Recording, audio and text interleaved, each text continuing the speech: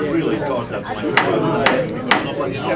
Good evening, everybody, and welcome to the College of Complexes. My name is Tim. I'd like to welcome all of you tonight to tonight's performance of the college. The College of Complexes consists of the following format. We first have our speaker who will speak. Then we will have our question and answer period. Then we will have our official rebuttal period. We have a speaker tonight. All right. Mr. Speaker. Joseph W. Kopsick. This speaker states that I will analyze the ideas of John Locke, Thomas Paine, Pierre-Joseph Proudhon, Henry George, Samuel E. Konkin III, Gary Chartier, Kevin Carson, and others on how these thinkers have proposed taking centrist or moderate approaches towards solving economic problems which have divided conservative-leaning libertarians from the radical left. The focus will be on issues related to landed property, markets, organized labor, and financial freedom and social contract theory. Joe will also touch on the similarities and differences which libertarians have with the Greens, socialists, and anarchists, and outline potential political strategies which their agreements suggest may be a practical way to achieve multi-partisan political change. Let's welcome, with a rousing round of applause, Joseph W. Kopsick.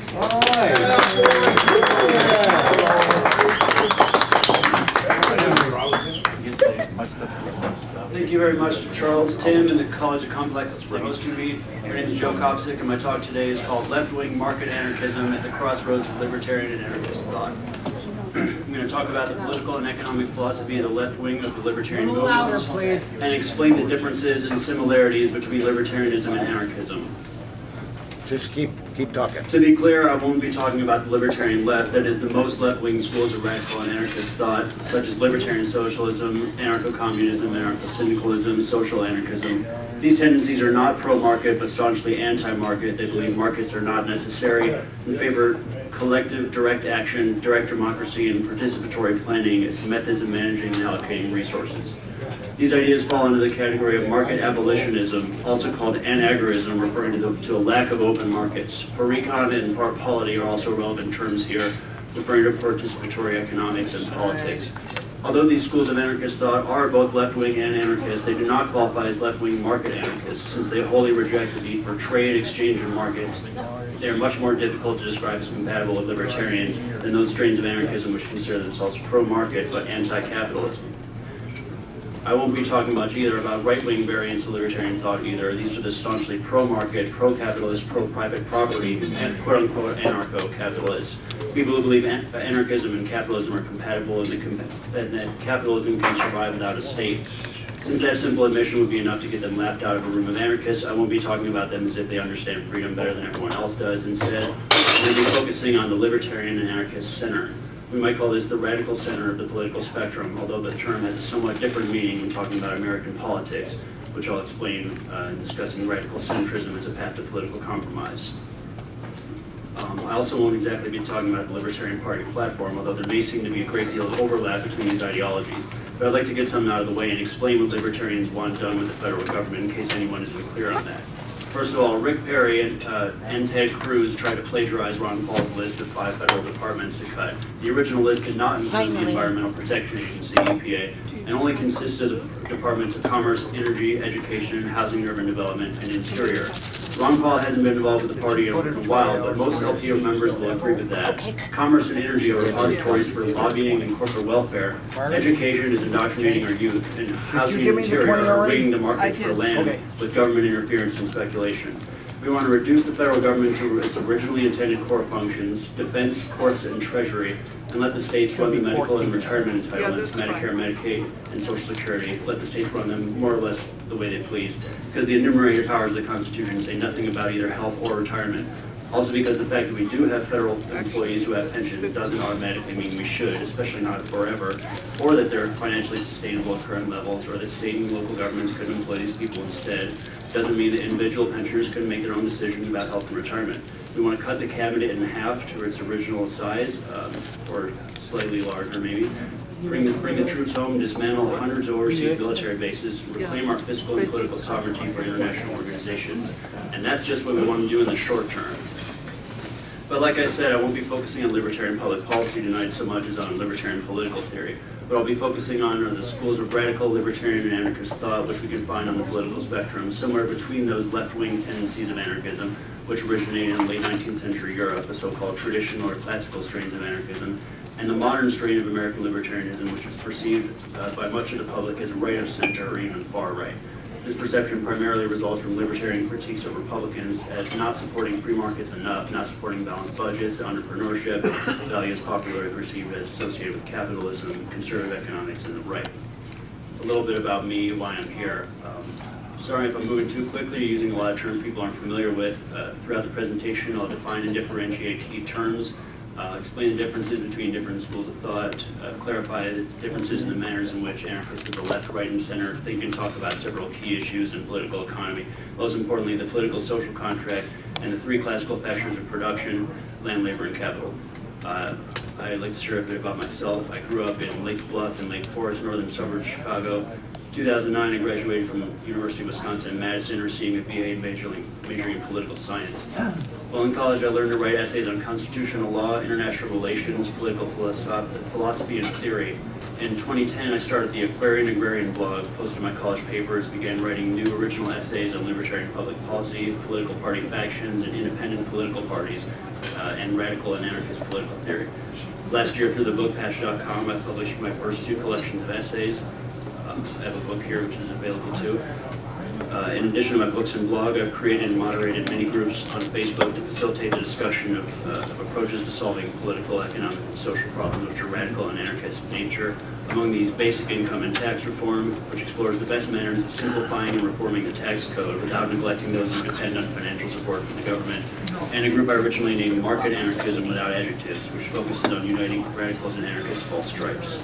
Between 2012 and 2016, I ran for the U.S. House of Representatives 3 times from Wisconsin, Illinois, and Oregon, each time as a write-in independent. I'm active on YouTube at Joe Kopsick for Congress. I currently serve as the marketing director at the Libertarian Party of Chicago, and then attend LP meetings in my home chapter in Lake County. I also belong to the Chicago chapter of the IWW, the Industrial Workers of the World, the Wobblies, and I attend meetings of the Lake County Green Party, although I'm not a member. You might be thinking, why would a libertarian want to have anything to do with the Green Party or a group of socialists? Aren't libertarians against unions? Don't libertarians value property rights more than they care about a clean environment? The answer to the last two questions is, of course, no. Libertarians don't hate the environment. We might want to abolish the EPA, at least some of us, but only to stop it from being used for evil. We've learned that a person has a more direct incentive to keep his property free of pollutants if he actually owns his property than if he doesn't or someone else does. There's no reason why polluting shouldn't be considered aggression against the air, water, groundwater, and land rights of everyone it affects. There's no reason why the polluter wouldn't or shouldn't be held responsible for that in a voluntary society and made to provide restitution to his victims. So we can solve environmental problems with property rights, is what I'm saying. On the topic of unions, libertarians strongly criticize public employees unions because they sometimes use taxpayer funds to lobby for their own continued employment. So as libertarians see it, they lobby for the largesse and growth of government and lobby for the state to continue to exist. But when it comes to private sector unions, libertarians only oppose those union activities which are compulsory, and they object to union elections in which the majority of workers impose their will on the minority, usually the rest of the workplace. Surprisingly, the IWW, a radical industrial union founded right here in Chicago in 1905, agrees with the libertarians on both counts. The IWW and the libertarians share their fierce criticism of the National Labor Relations Act of 1933, the Wagner Act, and their skepticism as to whether the National Labor Relations Board, the NLRB, which the Wagner Act created, is effective. And they even agree as to whether, they even wonder whether it should continue to exist. These are unionists who, yes. Libertarians also agree with the IWW that it was unwise to politicize labor issues by surrendering decision-making authority to bureaucrats in the Department of Labor. Additionally, although libertarians are skeptical of both unions and socialism, the IWW at least recognize and admit that the unions and the social safety net are not features of socialism, but instead features of capitalism, which are meant as concessions designed to avoid full socialism. Brief side note, the facts that welfare programs are features of capitalism ought to help show that anarcho-capitalists and followers of Ludwig von Mises are wrong when they assume that Nazis were socialists simply because they had a social safety net. and used the word socialist, which was solely for propaganda purposes, to try to mitigate their evil. The Nazi social safety net was exclusively for Germans, about 4/5 of the people in the country at the time, and it excluded a fifth of society from those benefits. Since Hitler ruled nearly 100 years after Marx wrote the Communist Manifesto, he ruled during a time when the dominant form of socialism in the world was Marxian socialism, which originated in Germany, and proclaimed workers of the world unite, not achieve the goals of society by killing 1/5 of society. I have an article called Top 6 Reasons Why Nazis Weren't Socialist on my blog if anyone would like more details on that. But back to unions. Libertarians who believe the right to work laws inhibit the freedom of contract will find themselves in good company with radical industrial unionists in discussing the various union processes and procedures which the Wagner Act established and standardized, namely union voting by majority rule and the compulsory representation of workers by the one union awarded the exclusive contract to negotiate on their behalf. Libertarians believe that this policy confers a legal privilege upon the union, insulating it from fair and honest competition with unions that wish to grow their membership and represent workers in the same workplace or bargaining unit. Additionally, although the IWW makes it clear that it is non-political, the IWW, Libertarian, and Green parties all refuse to make it clear and official whether they are anarchists or statists. As strange as it might sound, labor and the environment could just be the key issues that unite Libertarians and Socialists and Greens instead of continuing to divide them. That is, as long as we approach these differences seeking to understand and analyze rather than judge. Also, as Aristotle said, entertaining an idea without adopting it. That is, knowing we can appreciate one detail of a philosophy or system without necessarily endorsing everything bad that's ever been done by someone who identifies with that political label. This is an important key to preventing the kind of absolutist, you're either with us or against us thinking and rhetoric that have increasingly dominated American and global politics since 9/11 and the start of the global war on terror. Is there any reason why libertarians and Greens and radicals of all varieties shouldn't work together, at least for as long as they have a common enemy? After all, the Nazis burned books written by classical liberals, anarchists, communists, and socialists alike. And so it took a combined effort of followers of all those ideologies to face down that threat together. Now that the ideology of Paine is again on the rise, it should be glaringly obvious to all that it will take the same coalition to defeat it again, hopefully this time once and for all. Radical centrism. In 2010, Senator Lindsey Graham of South Carolina said in an interview he feared the unholy alliance between the right and the left, which was growing against Barack Obama's military policy, really the government's military policy, which he supported.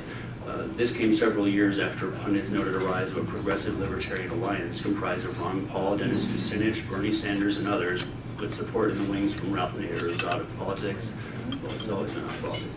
In truth, the Greens and the Progressives have plenty in common with the modern libertarians and the old right paleo-conservatives and paleo-libertarians which influence them, especially when it comes to issues like government transparency, balanced budgets, and sound money and civil liberties and social freedoms, and to a limited extent, foreign policy, sound money, and decentralization.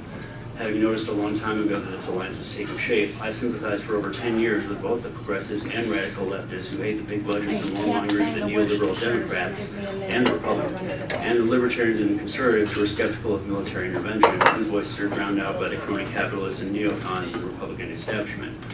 The left and right wing of the American imperialist warhawk, the neoliberal neoconservative synthesis, which controls the federal government, support very many of the same bloated budgets, military venturism, economically illiterate tax and spending policies, and interference with the right to self-defense.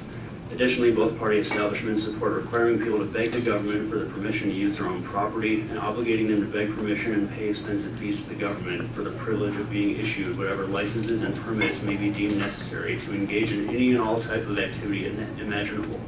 Ordinary, voluntary, harmless, everyday human activities which are none of their business. It also includes things that we're told we must do in order to use our own property, pay taxes on our own property.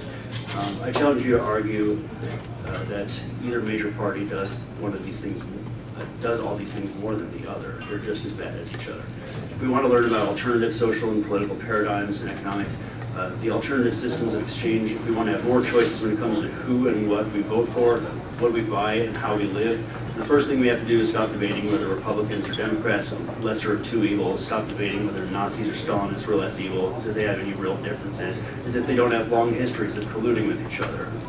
It's one thing to know which side you'll be on if you're forced to choose between two evils, but choosing the lesser of two evils always results in evil, which, by the way, evil is never necessary regardless of the good things that defenders of evil claim results from it. Pick a side if you insist, but it's irresponsible to refuse to examine what your alternatives are, and whether it's possible and strategically beneficial to work for others to make those alternatives more viable and more likely to be put into practice in the real world. Whether we're talking about underdog political candidates filing to run for office, novelty goods hitting market shelves, experimental building techniques, new developments in science and technology, we need more choices, we need better choices, and we need them now. Left-wing market anarchist is someone who recognizes that we simply can't be free, have a free society, a free democracy, or a free market, as long as representatives of labor or capital collude with the government to use threats, intimidation, coercion, and force in order to establish a monopoly or oligopoly, giving undue favors to particular industries, markets, and modes of economic organization, using the brute strength of the state to help unpopular choices remain viable modes of operation. These oligarchs in government, business, and organized labor collude to amend the law in a way that allows them to legally eliminate alternatives to those products and technologies and to themselves, which the government can be convinced to endorse and legitimize. The unfounded grant of legal legitimacy to an enterprise results in the twin evils of regulatory capture and moral hazard. We're led to believe that a product or service is trustworthy just because the government says it is, so we're less cautious and wary about our decisions and more gullible to what the government tells us. Oligarchs also undertake efforts to eliminate alternative candidates running against the members of the power elite which they have selected to pretend to represent the people. This is how we lose our third, fourth, fifth choices and so on without cause and reduces things to a binary choice. I find that political disagreements are all too often cast in terms of black and white, life or death, all or nothing, my way or the highway, binary opposition, and ultimatums. Persistence of false dichotomies is a tragedy because this type of thinking discourages and even threatens the peaceful communication of new ideas which borrow from both sides, thus make reconciliation and compromise possible. They make it impossible though. Black and white thinking encourages absolutist thinking. After the enemy has been concocted or scapegoated and then defeated, the absolutist attitude which has prevailed helps empower the rise of single-minded controls, monarchy in its many different shapes, monopolistic forms of association, and unquestionable monolithic authority. Additionally, universalist or assimilationist sentiments which pressure people to abandon cultural values not shared by those in control, and eventually the elimination of choice altogether in all spheres of human action. Absolutist thinking creates a free speech chilling effect, a speech that can result in peace and compromise, speech which many of us fear because it often causes us to challenge what we've been taught, what we assume, suppose, and imagine but haven't been taught, and challenge us, and thus challenge how we perceive it. Essentially, to entertain the possibility that our cognition or analytical skills are flawed, which can be scary. Most important, it can threaten the ability of the power structure to get away with misleading and lying to us. Absolutism isn't just a way of thinking about the world, it's a style of governance, one which ought to be rejected by anarchists and libertarians alike for obvious reasons. It's because of this need for reconciliation and the need to create a unified front of freedom-loving people against tyrants that I'm speaking tonight about how pre-20th century thinkers like Locke, Paine, Proudhon, and George, as well as several notable American libertarian thinkers of the last 50 years, have embraced modern and centrist approaches to solving political and economic problems and disagreements. These systems and tactics are not only abundant and varied, many of them have real-world applications, are workable, have been tried, and even successful.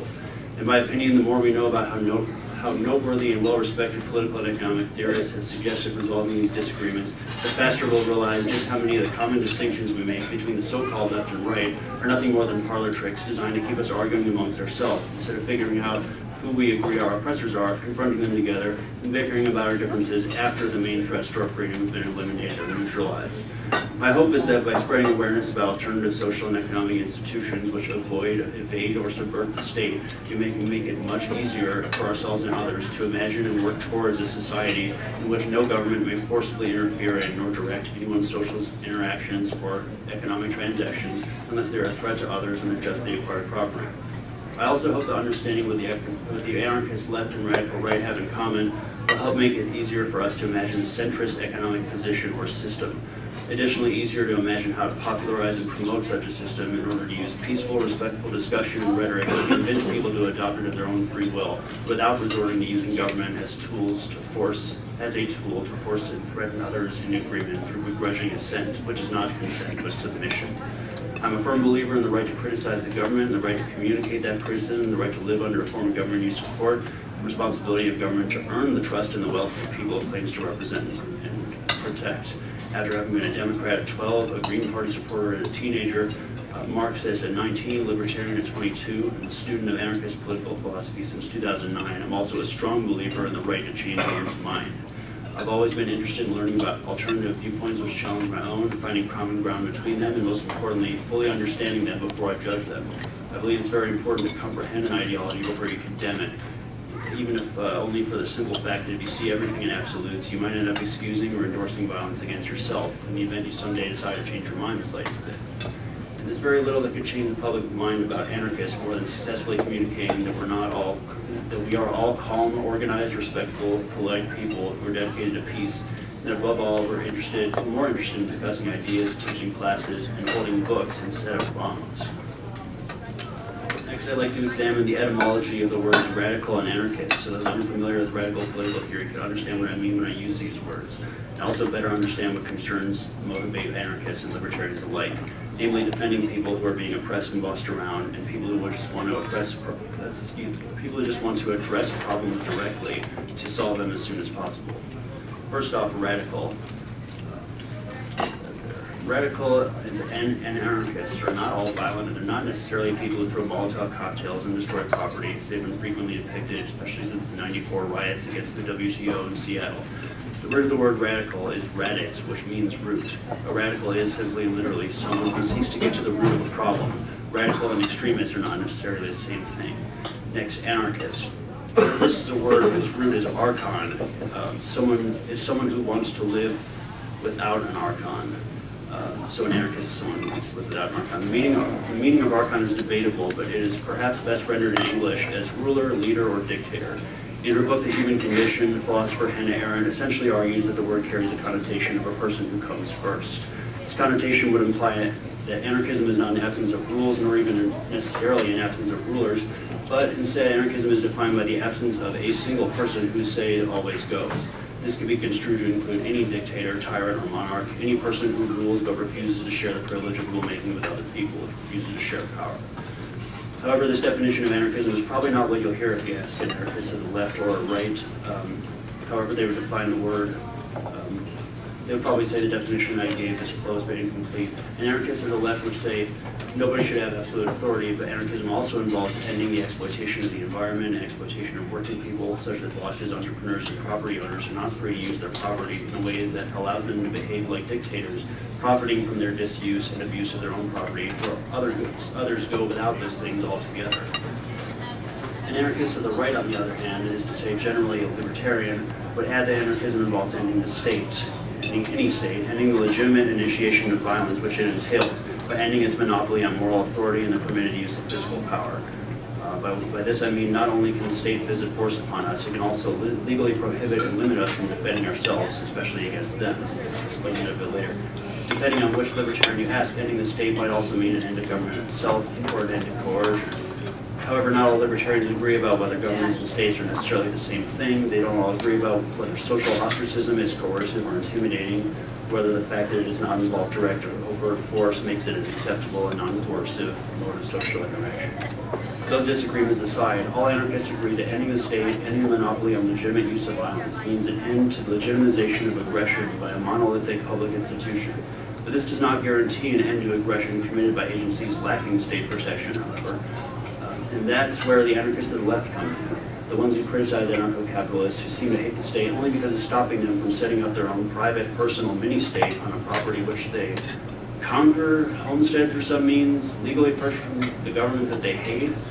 We don't know. Presumably they want to avoid legitimizing and empowering the government by asking its permission, right? Well, you got to ask them, how do you plan to get this land?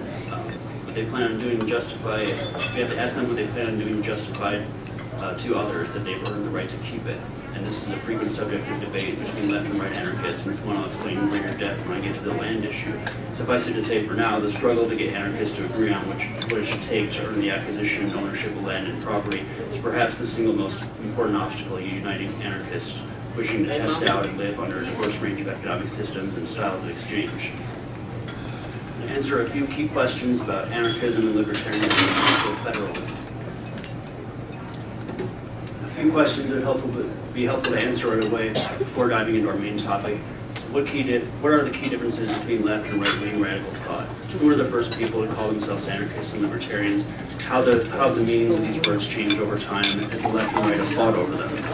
First off, the differences between anarchist left and right. The key differences between the left-wing anarchism and the American form of radical libertarianism, which has arisen over the last 50 years, is that the so-called libertarian right is more radically individualist, more enthusiastically pro-market, and more cautious about whether and how to abolish the state than the forms of libertarian anarchism which came before it. The libertarian right is cautious about abolishing the state too quickly because it wants to leave everything to the free market except for basic services like the military, perhaps veterans, law enforcement, border patrol, courts of justice, which supposedly nobody but the state can provide. That is, provide using our wealth and little to no work of their own.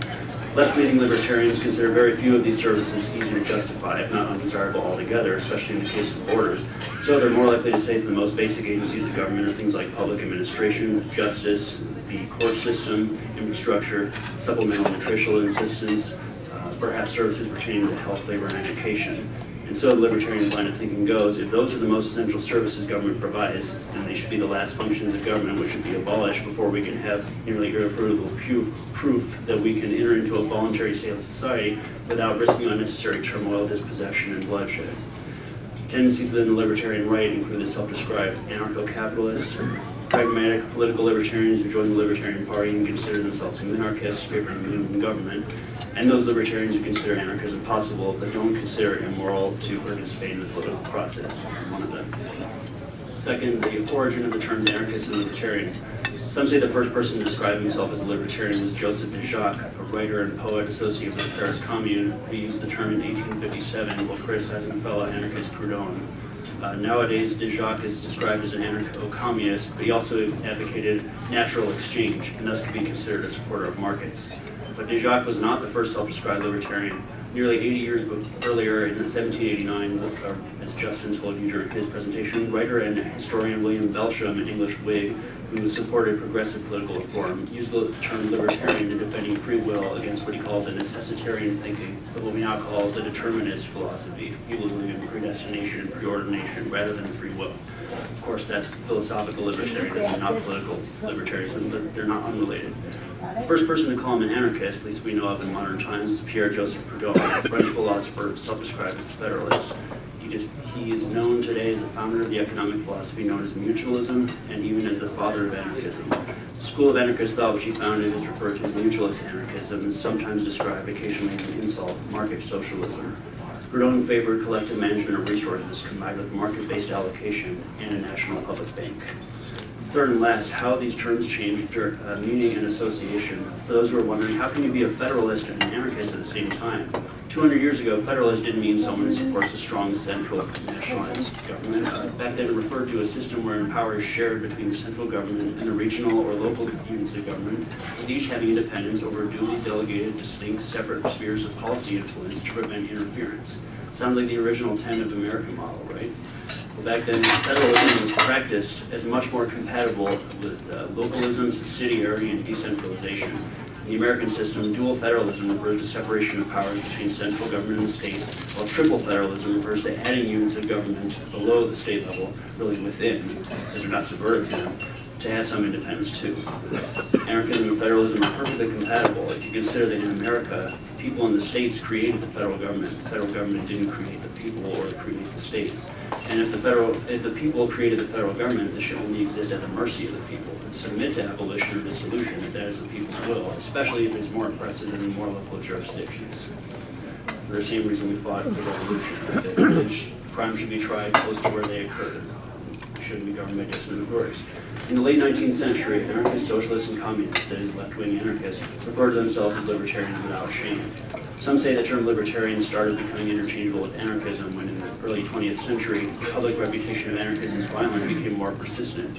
Sacco and Vanzetti, for example, and it became riskier to print the word anarchist in newspapers, and so libertarian supposedly became a sort of euphemism for anarchism. The early 1970s saw some of the first sparks of the modern American libertarian movement. publication of several influential books by Murray Rothbard, including Power and Market and For a New Liberty, founding of the U.S. Libertarian Party in 1971, and the first electoral vote ever recorded for a Libertarian presidential candidate, and for an openly gay man for president and for a woman for vice president, John Hotspurs and Tony Nathan, in 1972. Murray Rothbard was an economist and prolific author, influenced by, just to say that's not a real Murray Rothbard quote, influenced by Austrian economists such as Karl Menger, Eugen von Bohm-Bawerk, Ludwig von Mises, and Friedrich Hayek. And although described as the founder of anarcho-capitalism, Rothbard wrote in the mid-1950s under the pseudonym Aubrey Herbert that we, referring to libertarians, are not anarchists, adding that those who say libertarians are anarchists are being unhistorical and etymologically unclear, and that non-anarchist perhaps fits better as a descriptor for libertarians than either anarchist, or in Rothbard's own words, archist, basically authoritarianism or tyranny. Some libertarians and anarchists, especially those who lean to the left, feel that Rothbard intentionally hijacked the term libertarian from the left and reframed libertarianism as a struggle for freedom and independence from the state and planned economies, rather than a struggle for autonomy and liberation from all forms of oppression and hierarchy, whether it's oppression by governmental actors or non-governmental ones. In 2007, the Mises Institute published some of Rothbard's unpublished late 1970s writings as The Betrayal of the American Right, the content of which solidifies in many minds Rothbard's reputation for historical revisionism and Confederate and German apologetics, which often led the Jewish Rothbard to defend and align himself with the admitted racists and anti-Semites of the old right. In fact, one of his main influences, Ludwig von Mises, was an Austrian Jew who fled Austria in 1934, settling in the United States in 1940, evades some anarcho-capitalists. He once served as economic advisor to Otto von Habsburg, and before that to Austrian Chancellor Engelbert Dollfuss. The fact that Dollfuss, although an Austro-fascist in name, opposed the Anschluss, the annexation of Austria by Germany, and was later assassinated by Nazis, unfortunately escapes the notice of not only critics, but also many adherents of libertarianism. That this factoid is so little known should do wonders to help reveal the irony of those Mises followers farthest to the right who favor strict immigration and border controls and see their idol Mises working for a monarch and a fascist, because it seems that a few of them have decided to call themselves anarcho-monarchists and anarcho-fascists in their vain attempts to rationalize and excuse their total ignorance of Mises and the politics of interwar Austria. It's these ignorant right-wing apologetics and admittedly the somewhat intelligent yet vitriolic critiques of democracy and collectivism, usually as statist, coercive, anti-market, and anti-individual, which have alienated the right-wing libertarians from the left-wingers. These apologetics come from not only Rothbard and his anti-interventionist but often racist allies in the old right, as well as some students of Mises and also followers of German-American paleo-libertarian economist Hans Hermann Hoppe. Also those Ayn Rand followers who may be unaware of her admitted disdain for libertarians and anarchists, and some self-described libertarians who might more accurately be termed alt-right and faking libertarianism. But, of course, most of those who identify as anarchists take Rothbard's advice and consider it ridiculous that members of such groups are truly anarchists. Aside from fighting over who gets to use the terms libertarian and anarchist, liberal is also a term of contention between the modern liberals and the classical liberals. Each supports living in government, but over the last 50 years, modern liberalism has come to refer to the liberation of fiscal and moral restraint. Well, over the last 200 years, classical liberalism has devolved largely into a question of how to liberalize trade, how to free the markets to free the people, and frankly, how to liberalize and loosen the standards for what we could consider coercion, statism, and legitimate property. These different standards exist because to right anarchists, property is freedom and refuge from the state. To left anarchists, though, property is theft and also murder, as well as impossible, all according to Proudhon. But perhaps most importantly, private property replicates all the worst defining attributes of statism: violence, monopoly, territoriality, and exclusivity, just on a micro scale instead of a macro scale. Those who feel the libertarians should support not only voluntary exchange in markets, but also capitalism and strong private property ownership rights and self-ownership, which is the notion our bodies are our property, that other property rights derive from those rights to our bodies. They're described as propertarians often. The tendency within anarchism, on the other hand, is to believe that nothing can justify the exclusive ownership of a parcel of land. It's called anti-propertarianism. Another word for which is anidiotism, a word I've only seen used once, but which evidently denotes the absence of individual ownership altogether. Anidiotism, taken to the extreme, could potentially involve the obliteration of the concept of personal possession together. But left-wing market anarchists, such as the mutualists, do not oppose personal possession. They only oppose property. which is to say they oppose private property, by which they mean private property in the means of production.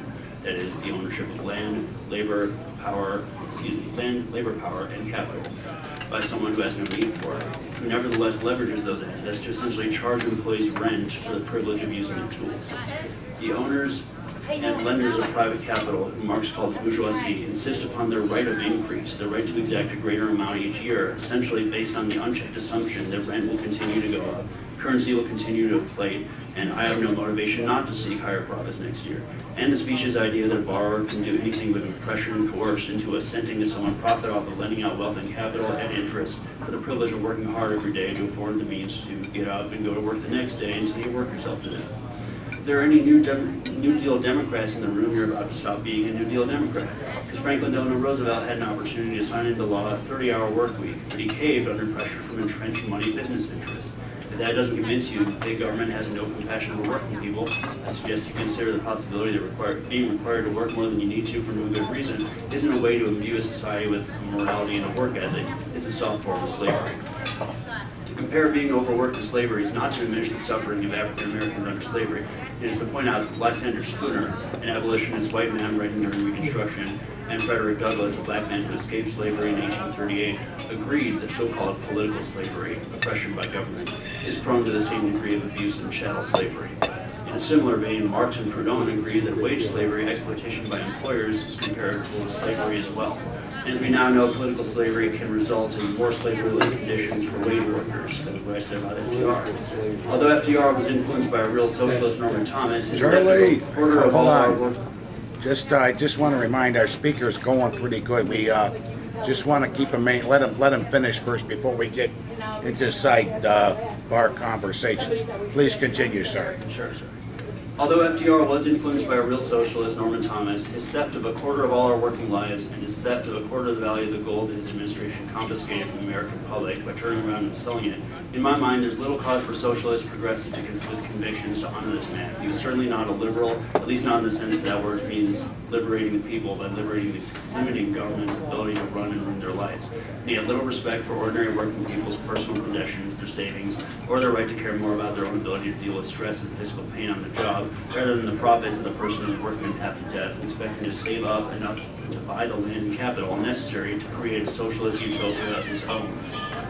This next part is about what anarcho-capitalists don't understand about left-wing market anarchism, and also what they do. Anarcho-capitalists apparently feel, that if left-wing anarchists want their own land on which to build an intentional community and try socialism, they should purchase the land they want from whoever owns it. Of course, right off the bat, there's some problems with this. Of course, anarchists don't want their own land, at least not in the sense that property ownership is usually practiced, involves domination, monopolization, exclusion, often exploitation. They want collective management of the land, not necessarily ownership. Second, if socialists are supposed to buy the land they want, who are they supposed to purchase it from? The government that owns and manages most of it can charge whatever it wants and keep track of who owns it so they can show up at our homes and kill us for not paying taxes? Or are socialists supposed to buy from private owners, the ones who receive police protection and other privileges that are funded through theft from taxpayers? Either way, anarcho-capitalist answer, it's got nothing to do with anarchism. There's only one answer they can give left-wing radicals, which I'll accept, and I'll explain that in a moment. Third and finally, if socialists are supposed to buy the land from the government, then doesn't it matter how the government acquired the land in the first place? Buying land from someone who stole it is not a just way to acquire property. Some might answer this with, the land wasn't stolen, it was conquered. Well, conquest doesn't mean the land wasn't stolen, it just means it was stolen, and then most of the people were never enslaved or murdered. Anarcho-capitalists understand very well the concepts of free will, free association, freedom from repression, etc. They understand that freedom of and to association also involves freedom from association, the right to be left alone in privacy. Anarcho-capitalists also agree with left-wing market anarchists that peaceful trade through voluntary exchange of justly acquired possessions is morally unobjectionable and a great way to run the economy. Anarcho-capitalists also believe that in a free market, transaction will take place on voluntary terms. What ANCAPs seem to forget, though, is that we do not have a free market, but a fair system. Some say that ANCAPs and followers of Mises make the mistake of thinking free markets and capitalism are the same thing. The former Libertarian Party presidential candidate Ron Paul said during a debate, "We've never had free markets." Now that Donald Trump is in office, what we have is closer to mercantilism than the free market. It's unfortunate, though, that some libertarians and leftists alike seem to think that Trump is moving things towards free markets instead of farther away from them. If any good or service is provided by government, quote unquote, through forceful or coercive means, then there are not free markets, because not all markets are free from the collusive effects of force, threats, and fraud. The economic system of the libertarian philosophy is free markets, not necessarily capitalism. Certainly not crony capitalism, corporatism, mercantilism, protectionism, autarky, or oligopoly. Although capitalism is popularly defined, especially by its supporters, as a system in which resources are primarily owned and traded by non-state actors, the term capitalism doesn't mean a state of free markets, free trade, and free competition, at least not as practiced. Sure, the ideal definition of capitalism sounds exactly like a free market system, but the way the definition is set up causes people to assume that all businesses and enterprise are non-state or non-state affiliated actors. But the plethora of taxpayer-funded privileges they receive suggests otherwise. So does the fact that they usually pay less than working taxpayers do for utilities, for better access to those utilities, like energy, internet, road access for commercial trucking, and also for exclusive privileges which would likely not exist in a free market and without government theft from taxpayers. Privileges which they can only get as a business, like intellectual property rights, incorporation, business charter, limited liability grants that confer financial and legal protections, favorable professional licensing regulations which insulate them from competition, and legal mandates that citizens buy certain products and types of products, thus bailing out failing industries. Of course, when I say this, anarcho-capitalists probably think I'm echoing Barack Obama when he said you didn't build that, somebody else made that happen. I'm not saying that. I'm only saying what 2004 Libertarian presidential nominee Michael Badnarik said in his course on the Constitution. You don't own most of the things you think you own. Like I explained before, if you're in need and you have nothing to trade away, then you have to sell your labor.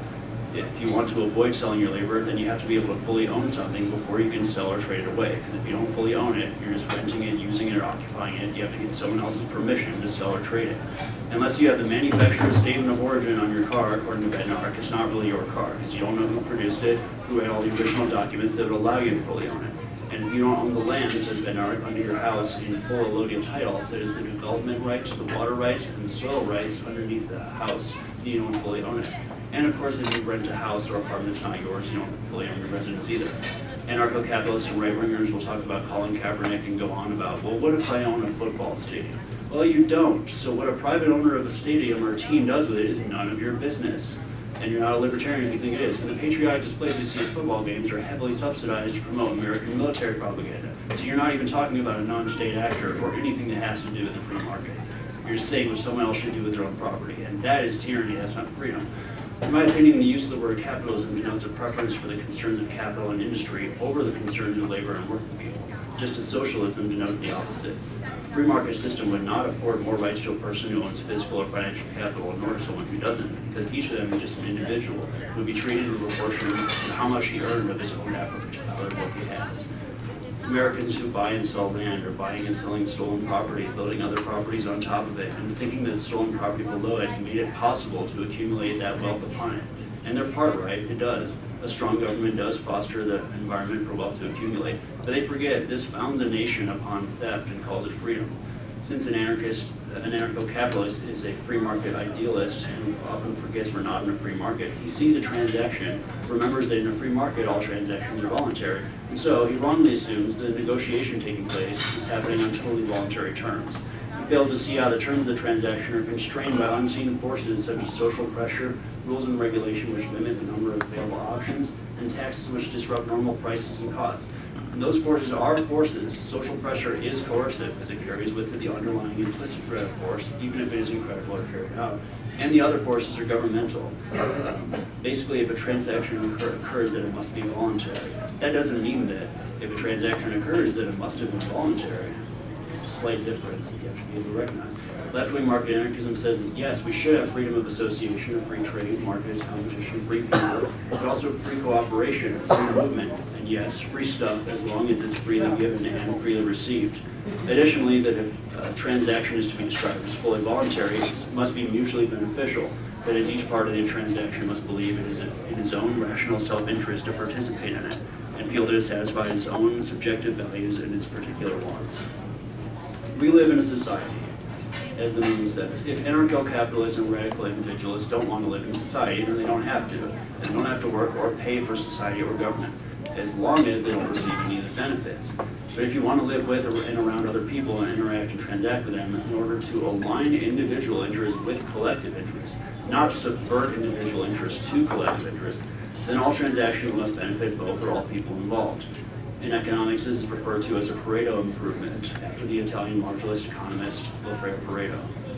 The idea that no agreement can be considered voluntary unless it harms nobody is essential to creating not just voluntarism, but a voluntary society, voluntary collectives, voluntary cooperatives, communities participated in on voluntary terms. And that means the right to exit and enter any collective, whether it's a union, a non-unionized business, a cooperative enterprise, the army, citizenship itself, on terms mutually agreeable to the individual and collective in question.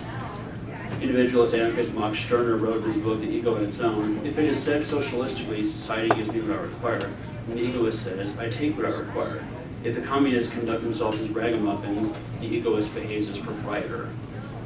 If a society or collective fails to live up to its end of the social contract, then the individual ought to be free to terminate that contract. That does not mean in any way that billionaires whose wealth is protected by the state and by banks and security firms insulated from competition by state power should be allowed to get off scot-free with taking their money, our money, overseas. That is, I'm not saying to tax that money, because I'm certain that the same government who gave them all that power and privilege also gets to do what they want with the money. They're just going to waste it instead of giving it back to the people. It's the people who are in the prime position and deserve to take that wealth back, not just hardworking taxpayers, because we're all taxpayers. Because at least in 46 states, there's a sales tax, so the poor pay taxes too. In the other 4 states without sales taxes, people are still using US dollars whose value is taxed through what Ron Paul calls the inflation tax on money. It's the whole of the people, whether they pay taxes or not, supposedly they don't, because we all suffer opportunity cost for not having our freedom recognized. So society aims to protect people's needs, and it punishes people for taking what they need from society's common and public wealth stores. Then not only should individuals have the right to terminate those contracts unilaterally by tearing up an invisible piece of paper or by lighting an invisible piece of paper on fire, however they want to do it, the individual has the right, duty, and obligation to take back his share of what was stored up in the public and commonwealth on his behalf, paid for by his wealth and his work.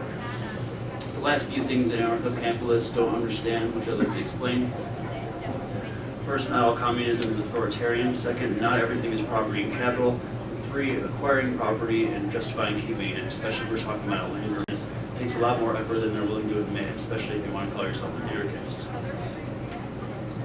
First, some anarcho-capitalists, especially those who lean towards the alt-right, believe libertarian socialism and voluntary collectivism are impossible because, an oxymoron, because participation in a collective can never be voluntary and thus always has to be forced. They forget that they enter and leave collectives all the time in mutually voluntary agreeable terms, but they believe that everything which is not purely voluntary and geared towards the individual is collectivist, a term with which they lump in cooperative, communist, communitarian, socialist, nationalist, authoritarian, tyranny, and terms which have less to do with one another than they assume. They point to the big C communism in the USSR and cast it as the ultimate example of a collective, cooperative community, union, socialism, totalitarian country, and small c communism without knowing what any of those things are. Of course, it's not their fault. They're even progressives who forget that unions are not cooperatives. They're not egalitarian labor-managed firms. They're not syndicates. They're certainly not workers' councils or Soviets. They're a feature of capitalism. Anarcho-capitalists see the atrocities and failures of the Soviet Union, assume that's what Bernie Sanders and supported wants, forget the history of sanctions, isolation, infiltration, election interference, propaganda campaigns, coups, assassinations, and election interference, which the U.S. and its allies have visited upon countries that attempt to redistribute public wealth. I mean, at some point you got to ask yourself, if people like Gaddafi and Hugo Chavez can't tax oil profits to establish a citizens' dividend fund without getting bombed and having coups attempted against them, then when are we going to bomb Alaska and Norway for doing the same thing? Anyone who calls himself an ANCAP and mocks the victims of communism while ignoring the U.S. intervention that preceded its rise, whether to disrupt it or to help it, is not a friend of either anarchists or victims of tyrannical regimes. Second, anarcho-capitalists conflate land, labor, and capital, pretending that land and labor are capital. Marx called this commodification, the treatment of people, workers, the land, and other living things like mere pieces of dead physical property that can and should be viewed as physical or financial capital assets to be traded subject to ordinary market forces. This, of course, ignores the humanity of the person whose labor is being traded and ignores the living nature of the land which is being sold out from under the feet of the people who can't help but take up area and space on the planet. This relates to the concept of self-ownership, which I believe is flawed. If we remember John Locke, life, liberty, and property, we know that life precedes liberty and liberty precedes property. But the rhetoric of self-ownership, on the other hand, seems to suggest that our bodies are our property and life is the property of its owner. But again, believing too strongly that our bodies are our property might trick us into thinking that our lives and bodies are subject to market forces, forces that ANCAPs incorrectly assume have nothing to do with collectives, and so they assume they're acceptable simply because it's occurring in the context of a market. This line of thinking might lead us to believe our bodies may be harmed and our lives be taken away if we fail to respect people's ridiculous expectations about how to treat their property and how to behave while on their property. And this is exactly what the extremely pro-private property capitalists who call themselves anarchists want us to believe. They want us to believe that all you need to do in order to justly acquire and justify keeping land is to claim it, put up a perimeter around it, and kill whoever trespasses. But wait, why do that? That requires work and vigilance. You can't be responsible without work and vigilance unless you create a weaponized perimeter that automatically kills trespassers. Anarcho-capitalists call this idea landmine homesteading. I say idea rather than practice because I hope it hasn't been tried. I don't know if it has.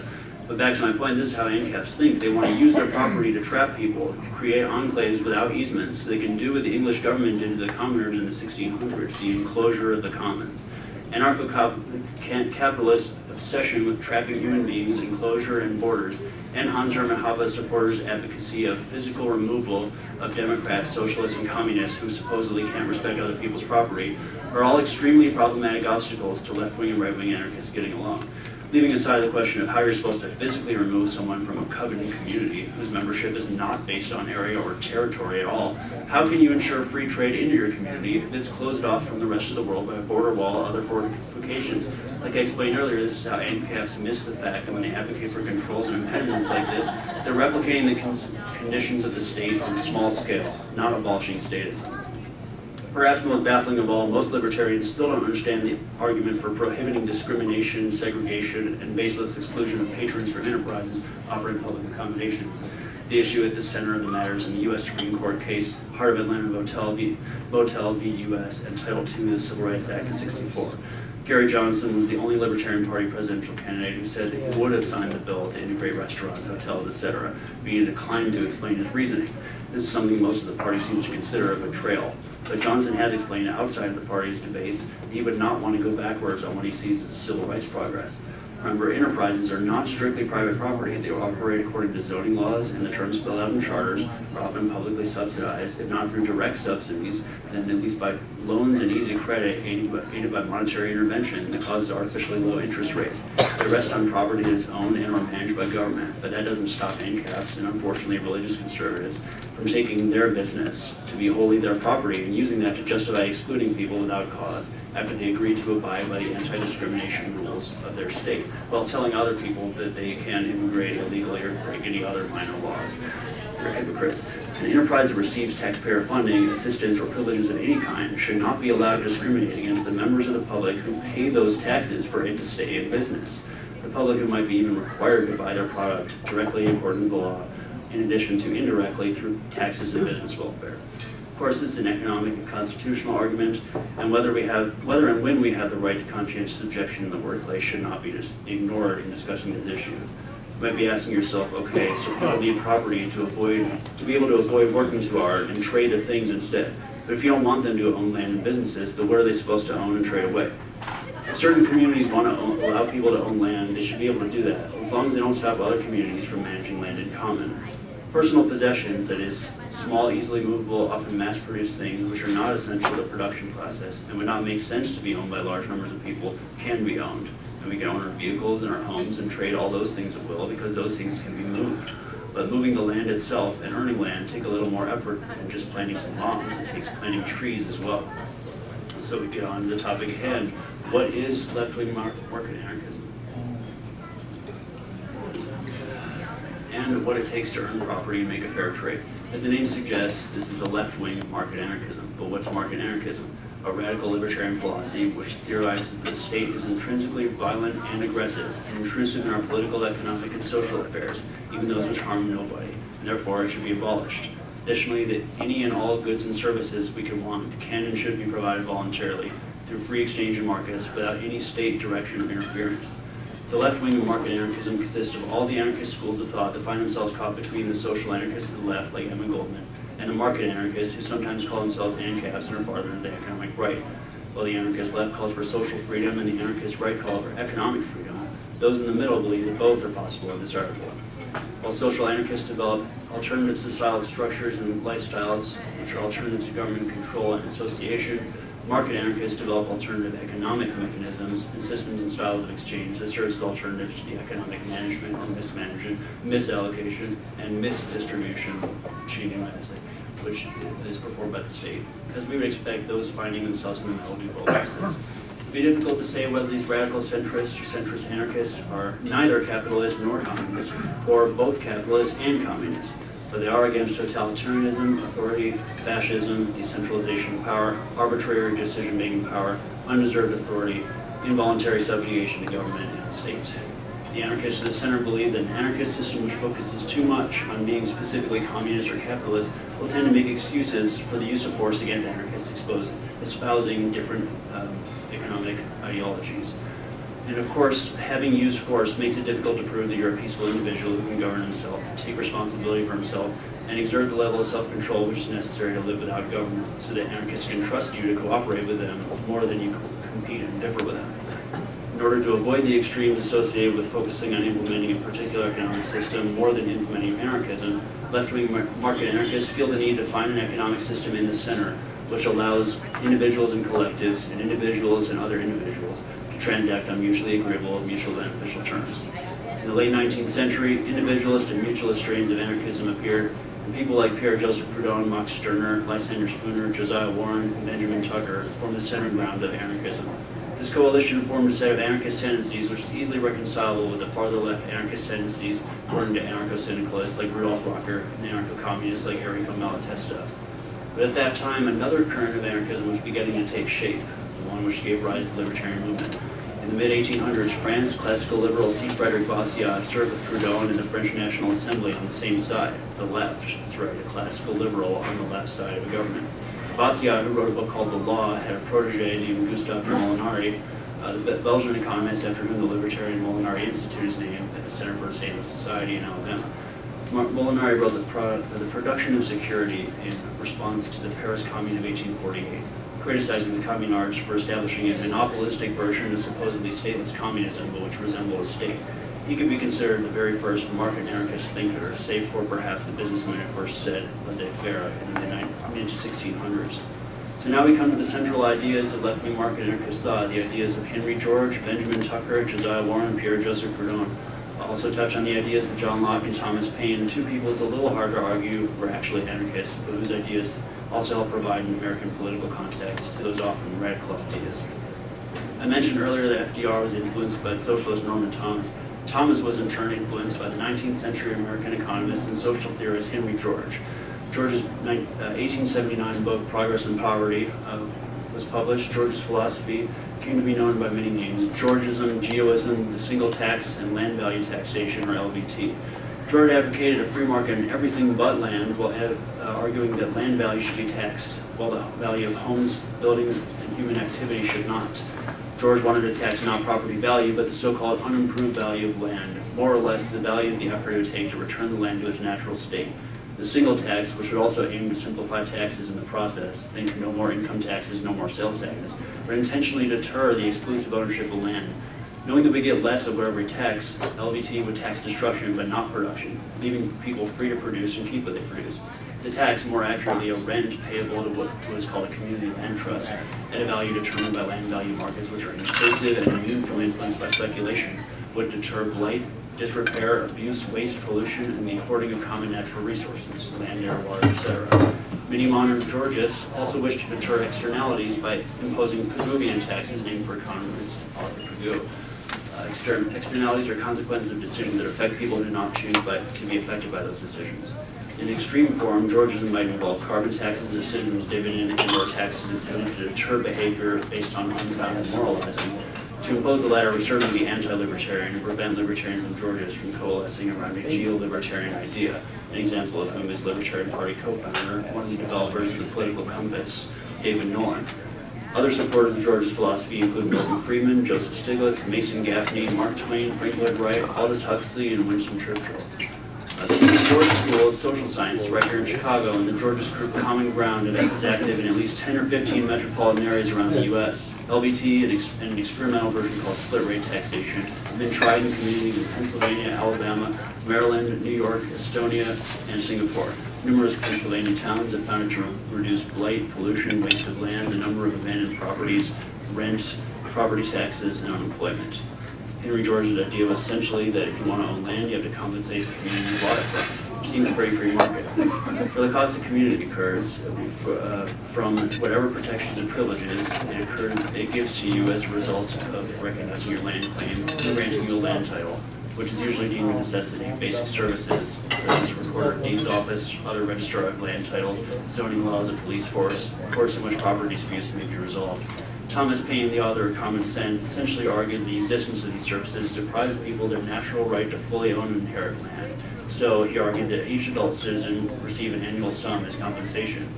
The other big idea of Henry George is an idea he also touched on in the work of Benjamin Tucker, that a person who claims a parcel of property for himself must contribute to the sustainable cultivation and improvement of the land. Libertarian Michael Van Ark argued in his Constitution class that if someone owns land and owns a house on it, they can do whatever they want with their own property without asking or applying for permission. Knock their house down, dismantle it piece by piece, even set it on fire. Knocking down and dismantling your house are fine because they arguably don't affect anyone else, unless you love your property values and your homeowners association so much that you hate eyesores with an all-consuming passion. But setting your house on fire creates externalities, pollutes air that other people have to breathe. I'm going to have to cut this short, but suffice it to say, you can read this on my blog later today. I'm just going to talk about Jean-Jacques Rousseau. He said that the first person to cordon off a parcel of land and claim it was his started modern society, and the first person to believe him was a fool. You don't earn land by setting traps, planting bombs, and setting your house on fire, obviously. The point is to homestead it, as John Locke explained. Make it livable, cultivate it, and make improvements to it that are sustainable. If you can't do that, you probably don't deserve it, especially if you think you have no responsibility to defend it, or think you can simply pay poor and needy people to do it for you, who, by the way, know you don't care about their well-being, and they have the keys to your property. I'm a security guard, by the way. It also doesn't make sense to claim that you own property if you never go there, occupy it, or use it, whatever it is. This idea is called usufructory property rights, or use-based property rights. Proudhon and the mutualists argue against absentee property ownership and argue a person must personally and frequently use and occupy the property he claims to own. Modern mutualists observe that in America, 6 empty residences exist for each homeless person, so then there's no reason to use taxpayer money to hire police and licensed security guards, like me, according to state prescribed standards, to protect empty homes, things like empty homes, I don't do that, protect banks that speculate and make investments and keep the value of the homes artificially high, preventing the housing markets from clearing so that everybody can be housed at affordable prices or even for free. Remember, mass production is designed for mass consumption. We're preventing the markets from clearing. Okay. One last sentence. So the mutualists support the right to squat on unused, undeveloped, and abandoned property, especially when the property was acquired by the claimant by unjust methods. And answering questions, yeah, thank you very much. Okay. All right.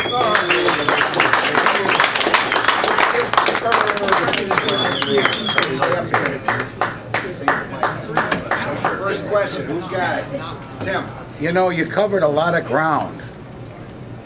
Give me your speech in 3 or 4 sentences and what the main ideas were that we should take away tonight from your talk. So basically the problem is that people of the right who claim they're libertarians don't understand that socialists understand property better than they do. They understand that living things cannot and should not be taken as property and subjected to ordinary market forces where they can be used as abused as if they were property. And part of recognizing that we're living in society, even if you don't recognize that, you have to interact with other people, even if you want to just do market stuff like NCAPs do.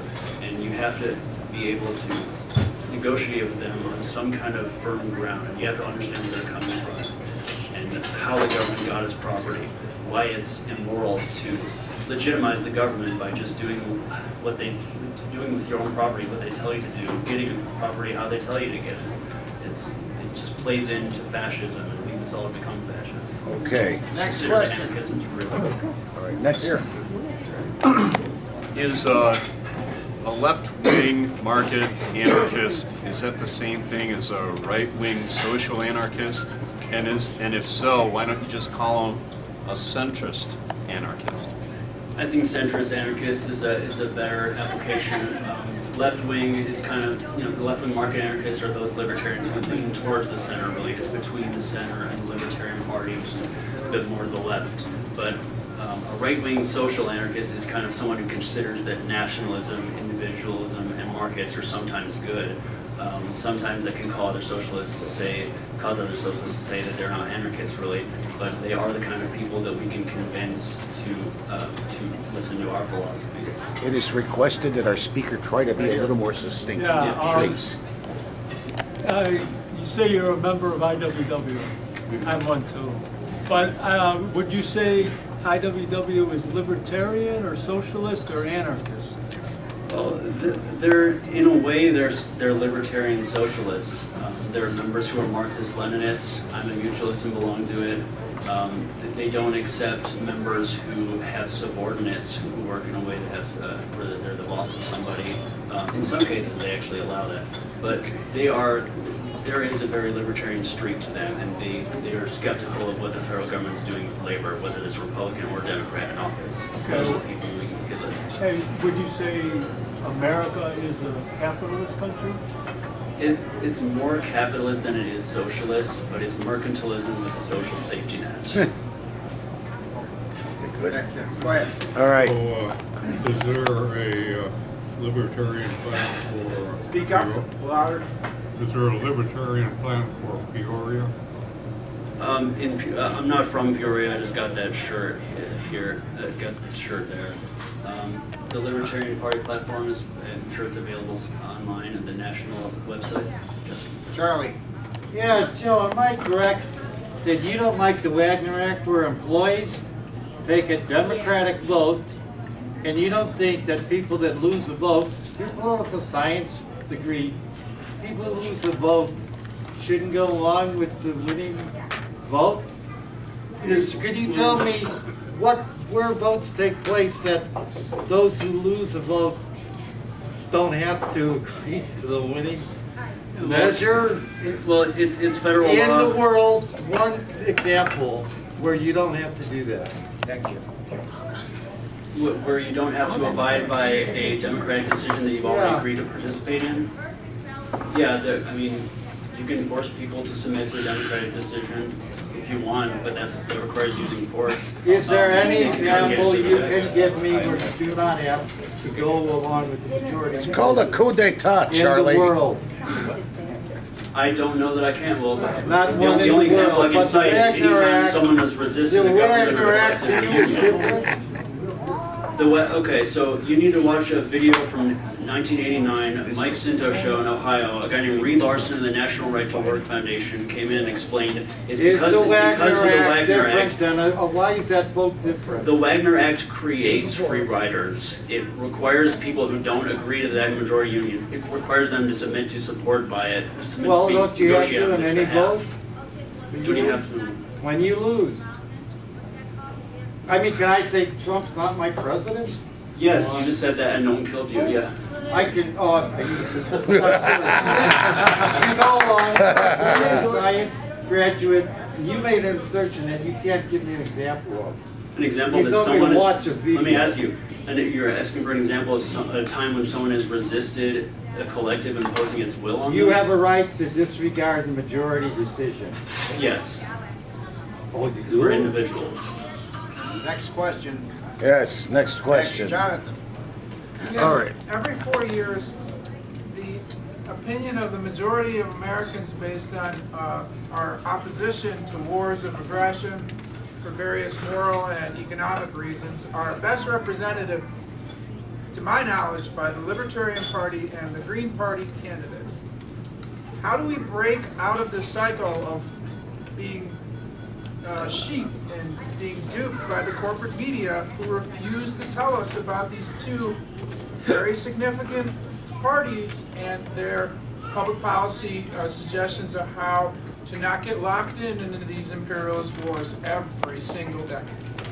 By working together ideologically, even though the government is trying to stop third parties from working together to collect signatures. You can't collect for more than one party, even though Greens and Libertarians want to work together around a geo-libertarian coalition that I've suggested, and branch out further to socialists on the left and Constitution Party people who dislike war on the right. And I think they should continue to hold these free and equal debates. It's too bad that the one in 2016 didn't include Stein and Johnson. But I'd like to see more of that, more in a broader coalition against fascism that includes real old-guard conservatives who aren't racist, the ones that aren't, and socialists. Just a quick follow-up. You know, so many people either didn't vote, so I consider that a no-confidence vote, or voted for Johnson or Stein. It seems like in an actual participatory democracy, we should count that as a we don't accept Trump or Clinton vote in some kind of national dialogue. Maybe it won't count towards the actual vote tally to decide who's president, but we should have a serious discussion over if this many people are unhappy with these two candidates. We got a serious crisis on our hands it's not going to go away. Yeah, and we have 80% re-election rates for Congress and 10 to 20% disapproval ratings. Where we don't have participatory elections, I've heard that New Hampshire has a very inclusive participatory democracy that we can look towards. And there's plenty of types of election reforms that I was taught about in political science class, like ranked preferential voting, that could, open primaries, things like that can allow us to have, maybe a second choice. If everybody's second choice, maybe he'd be better than both of the first choices. Sanders, Kasich, whoever.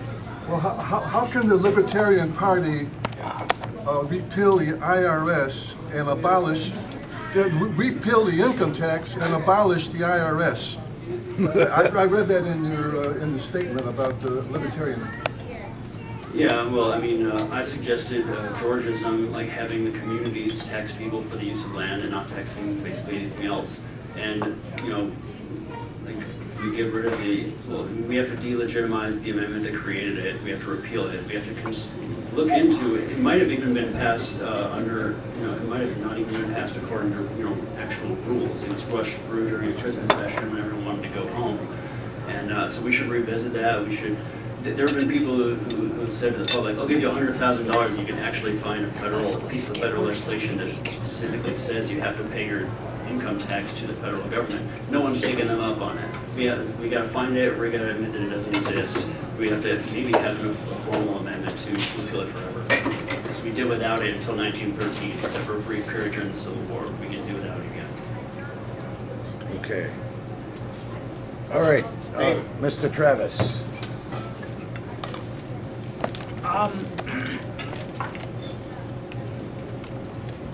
Lenin said that if you want to conquer another country, first confuse their language. That concept also applies to confusing other countries' ideals.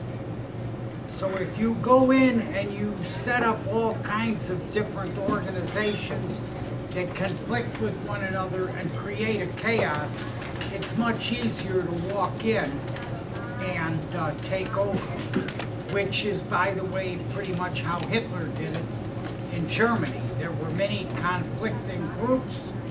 The Nazis came in and they offered one thing and they made it where they seemed to make sense. Well, the question is that as a libertarian, I believe that I have a right to my property, whether it's money or land or merchandise. What is mine belongs to me, and no one has a right to forcibly take it from me. And so with what you're talking about, with all these different groups anarcho-sociologist, this and that and the other thing, okay? It just confuses the issue. The fact is, if I believe in capitalism, then if somebody says, well, now here, if you compromise with me and go along with this, with these few socialist things, then, you know, we'll all be better off. That's asking me, or attempting to persuade me, to go away from my core beliefs. And with what you're talking about here, you have umpteen different ones, and each one is offering to do that. It seems to me to be a lot of hogwash. Okay, so what's the question? The question is, isn't that what it seems to be? Not to me. I think you were right to point out that if you want to conquer a country, you have to confuse their language. And I've tried to explain how the fight over the words radical, libertarian, anarchist, liberal, federalist, and socialist, even whether Nazis or socialists, there's been a big subject of dispute. It's stopped us from understanding each other and getting along with each other. So I hope this hasn't been hogwash. I hope it's helped explain. I know it's very verbose and there's a lot of technical language in there, but you know, there's this idea called geo-mutualism, that Georgism and mutualism and anarchists, they can all get along, form a centrist economic system that balances the extremes of communism and capitalism. I'm not saying that you're extreme for being a capitalist. I'm just saying that you have to realize this money you think you own, it's owned by the government and they can take it from you anytime they want. So why isn't, I mean, of course it's wrong for me to force, you know, for me to rob you at gunpoint or something, but, you know, collectivists saying that maybe the community owns the commons is not that unreasonable, and that you should compensate them. It's just a free market idea. Okay, let's give our speaker a big hand tonight.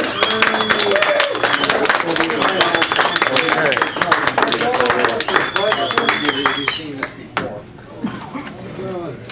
Okay, we enter our famous rebuttal stage. Let's have a show of hands so we can get a count of how many people expect to come up and give a rebuttal. 1, 2, 3, 4, 5, 6, 7. Charlie's 8. So that's 8 people. Well, we'll go with our usual 4 minutes then. Okay, who's first? Why don't I go first? Jonathan's coming up. No, I'm going before Jonathan because I'm going to be passionate. We usually get 4 minutes. Charlie, we have made an executive decision now to go into question period. No, that's bullshit. We usually get at least 2 questions, and that's not funny, pal. I don't know, we usually get a second round. Can we say who hasn't had a chance yet? What happened to that? Who else needs a question? Executive decision, what? We had 10 minutes of questions? Well, we wanted to get some time in for rebuttals. Yeah, now. Do you want to answer? You're the only one objecting, Charlie. It doesn't I matter. object too. Yeah, he doesn't like it either, so there. Here's an occasion where the objections are one overcomes the You're supposed to say it, go around at least Go once. ahead. Go ahead, Charlie. We're not run this. We have. No, you don't. We're subjecting, this is an instance of where, of where you just The saw an collective instance. subjecting me to the individual. I say- Yes. Go ahead. We didn't take a vote. All right. The libertarians claim that they could give the average worker a $124,000 pension for the rest of his life. I read that in the literature. How can you do that? 124,000, they only make 36,000. Yeah, that sounds high. We definitely want, you know, pensioners to not receive upwards of $50,000 unless they're actually good at something and are experts in their field. Pension. Yeah.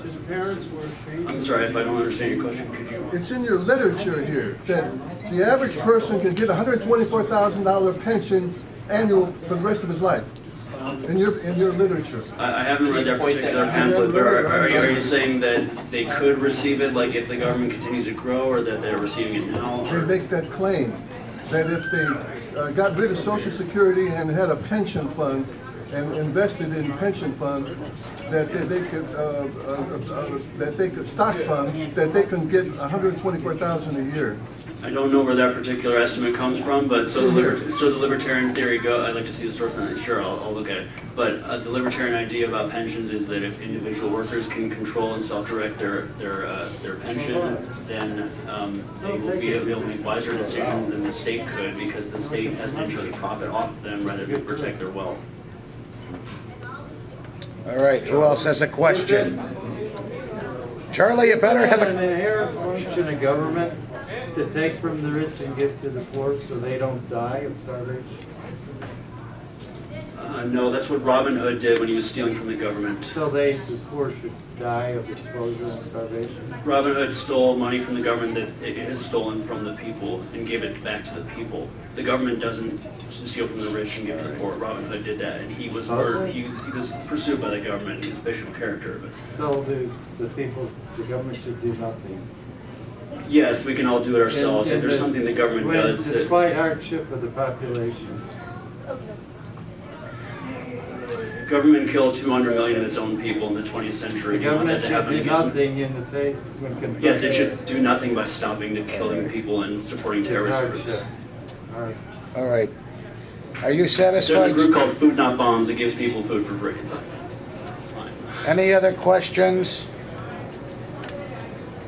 Are you now satisfied, Charlie, that we can move to Well, it's rebuttals? a group, you go around, does anybody have done, just so we normally do it. You know Okay, that. so you want to start the rebuttal period All now, right, people? start. Let's think of it. All right, go ahead. I'll go later. Yes, my rebuttal is pretty much what I said in my question, that when you say, okay, you're a libertarian, but if you'll compromise with me a little bit on this socialist programs, then we can kind of have a mixed bag economy that'll work out real nice for everyone. And we tried that ever since before Franklin Roosevelt with the New Deal economics, which has ultimately led to where we're at today. So my argument is to hold fast to your beliefs and only be persuaded to change your mind if you're confronted with logic. Ayn Rand said she'd be glad to go over to socialism if you could persuade her with logic, but she insisted that socialism was very illogical, which I agree with. So the fact is that by giving in and compromising and coalescing with other groups, it doesn't cure any of the problems. Give me a minute. When our founders set up our system and we had capitalism, when we started our great nation, America, after we finished our war with England, we were as broke as a skunk. We had nothing. And within 50 years, we were out producing the rest of the world combined. And people were free to invent things. So people like Robert Fulton, who made the steamboat and so on, it made it possible for America to progress. When you start saying, well, we need laws to say that people can't do this and they can't do that because it takes an unfair advantage of this other group and therefore we have to change over and so on, all of that is a lot of hogwash. We need to have freedom, we need to be free, and if we need to enforce anything, we need to enforce freedom. Now, I'm going to make one other comment. I'm going to make one other comment as an aside. I want to say that our speaker, who I'm sure researched this very good, and work very diligently to do all of that. I nevertheless have a criticism of our speaker, and I think that he ought to really look into that. Our speaker is terribly monotone, so that when you say, okay, now this is what we got to do, and it goes on like that the whole time, it puts everyone to sleep. So our speaker needs to do a little bit of boning up on public speaking. Thank you all. All right. Nothing that a little bit of Toastmasters. What'd you say? Nothing that a little bit of Toastmasters. I can't hear you. Nothing that a little bit of Toastmasters.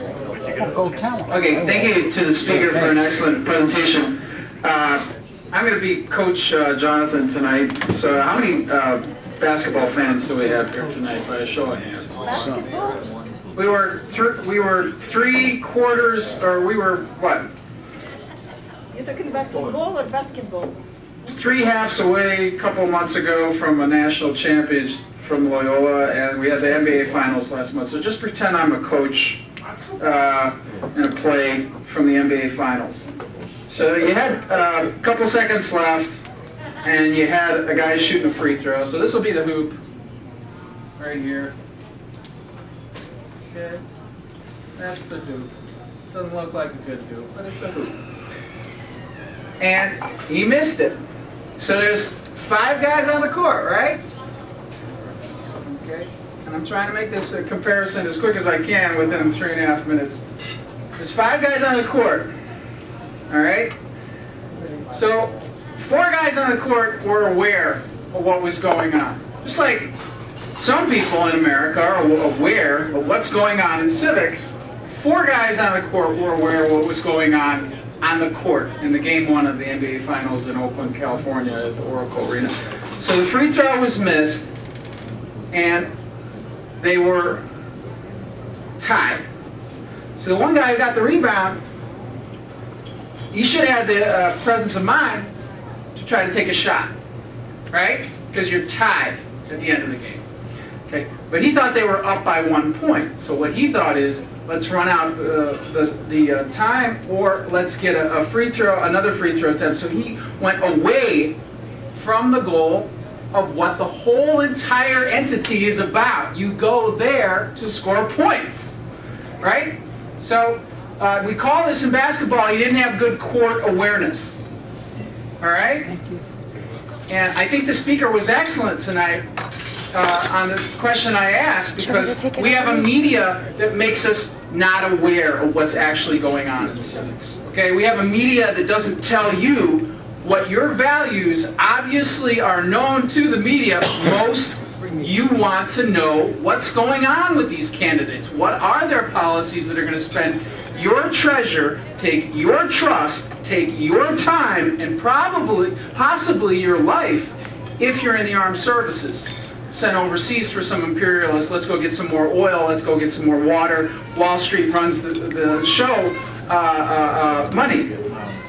So what I would say is we've gone too far towards the wrong direction, the opposite direction in America in all our lifetimes. We've gone towards militarism, we've gone towards lack of workers' rights, we've gone towards lack of free elections. We need to go in the opposite direction. Peace, workers' rights, and people who agree that we can do a lot better than what we're doing in civics, go towards the goal, have civic awareness the same way that a great player that deserves to be on the court has court awareness. And how do we do that? Well, you got to say no to corporate television, and that's hard to do, but I think we have the will. At least the people in the room here tonight and our speaker, I get good feelings, and I'm very optimistic about our future here in this country, despite the fact that we have a guy who not only is president, but he says, let's burn down the whole stadium. Let's not only not go to the hoop, let's cause extinction, just make him, you know, Superman of history at the end. So thank you to our speaker. And I hope Throw that capitalistic ball to the basket and work for it.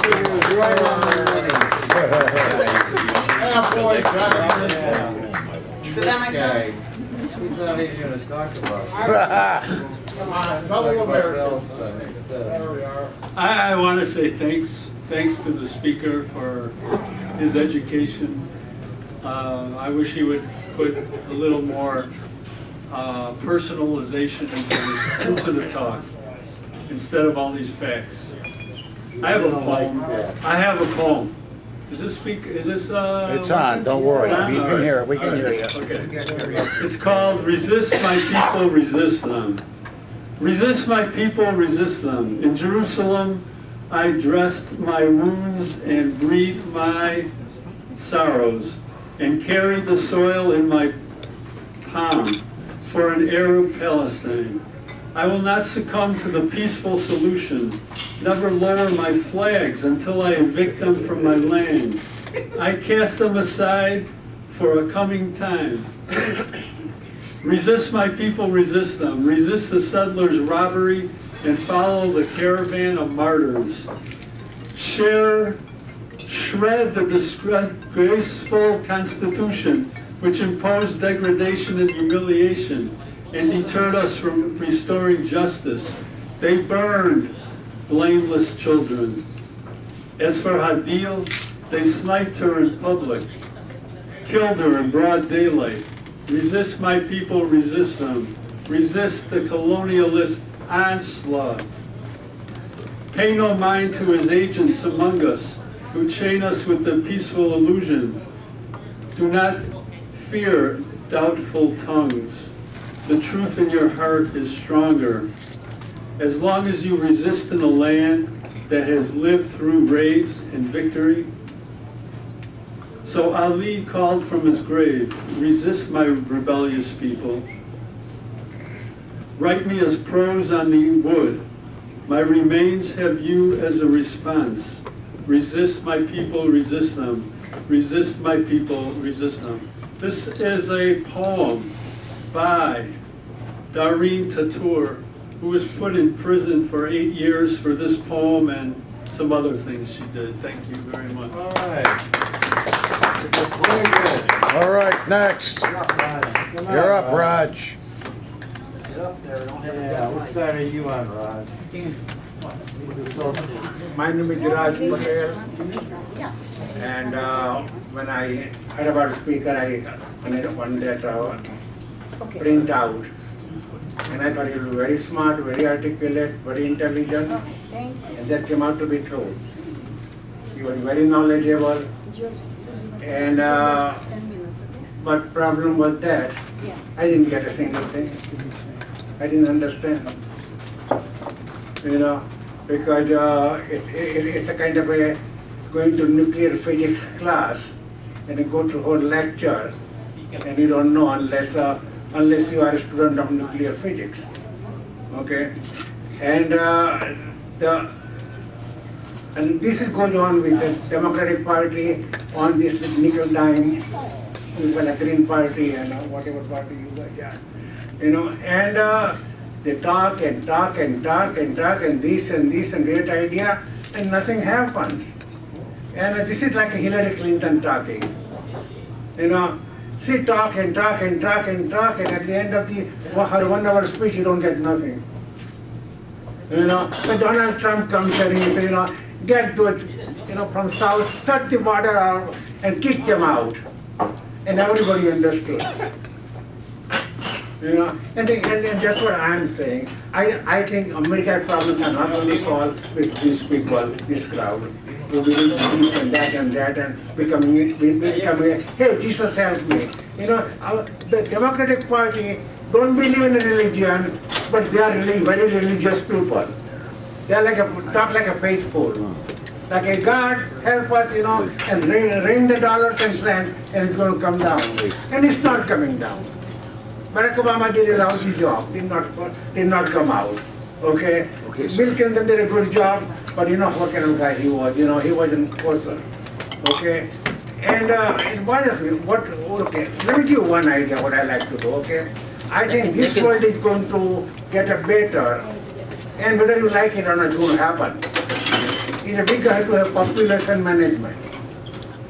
We got to manage what problem we have is very simple. If anybody want to do it. The people who are well off, people who are educated, who are making the money, they don't want to make babies. And that's very good. And people who are begging on a welfare and on this and that, and they are popping out kids like a litter. That is your problem. And unless you solve that problem, then nothing going to happen. You know, and I say, hey, come on, let's do it. You know, poor people shut them off, like Sweden did it. Poor people tax them more, and rich people tax them less because rich people make money anyway. Okay, and then make country run. And this is central problem. Look, people 2 billion people in the prison. What do we need them for? Okay, if a guy rapes somebody, then chop him off and get it over with. Guy who kills somebody, you know, chop him. Hey, guys, God is calling you. He needs you more than we need. Okay, send him to heaven. Okay, the future technological society is not going to buy your bullshit what you are talking about. All right. Okay, my time is done. No, not quite Okay. yet, but slow. So problem is this, that we have to be realistic. What works, what does not work. Like it not, the Donald Trump's treatment of North Korea, you know, we don't hear in the morning that North Korea anymore. Every morning we start to turn on news and say North Korea is going to kill or we are going to go to war, and everybody worry about we'll be going to war. Nothing happened, everything will work out. Thank you. Thank you very much, guys. All right.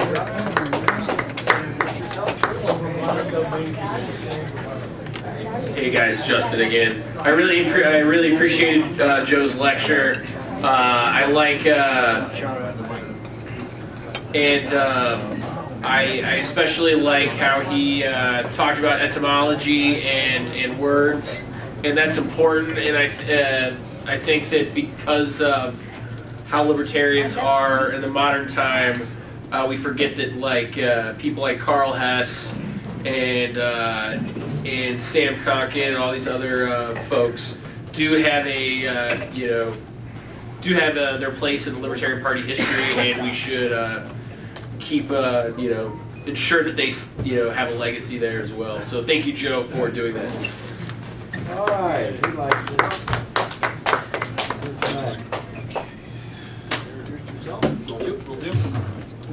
Got here a little late, sorry.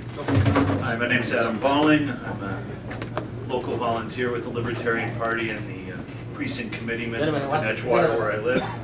Joe, I'm sorry I got here a little late. Did you by any chance mention Spencer? I had to cut it out to the end. Yeah. Right, then I'll throw it in.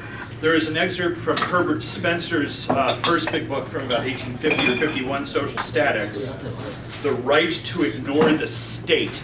And I think this could come in handy for a question the gentleman in the back asked earlier, and that we discussed a little bit informally the last time I was here as an audience member, about many things which you echoed yourself about how you have the right to ignore the force of the state. Individuals have the right to dissolve themselves from certain arrangements. And sir, in the back you'd asked about how that could apply to the Wagner Act specifically. And I think I'll use this analogy. If you were a Jehovah's Witness and you did something they didn't like, they could disfellowship you, but that's not backed by the government, unless you want to talk about tax-exempt status that churches get. But other than that, there's no force that the witnesses have behind them other than their agreement to say, we don't want you to come to services anymore in this group of Jehovah's Witnesses. There'd be no law on top of that backing it up, and you might be digging in the wrong place for the analogy, and if Joe had a hard time summoning up an example. And in terms of what right we have to ignore 50% of the votes plus one, if 50% of the voters and their representatives plus one vote outlawed alcohol, does that make it unjust for you to drink alcohol? Well, we went through that experience about 90 years ago with drug law in California, and Colorado, and Oregon, and Alaska, So you and don't like Washington State. democracy? Well, I am talking. You don't like You can come up. democratic votes? I don't like it when it impinges on constitutional liberty. At a time, please. No, he doesn't want to vote. Yeah. Charlie, you're violating our fundamental rule. Answer. I was One pool at a time. trying, It's but one pool at a time. What kind of votes do you like? what kind of votes do I like?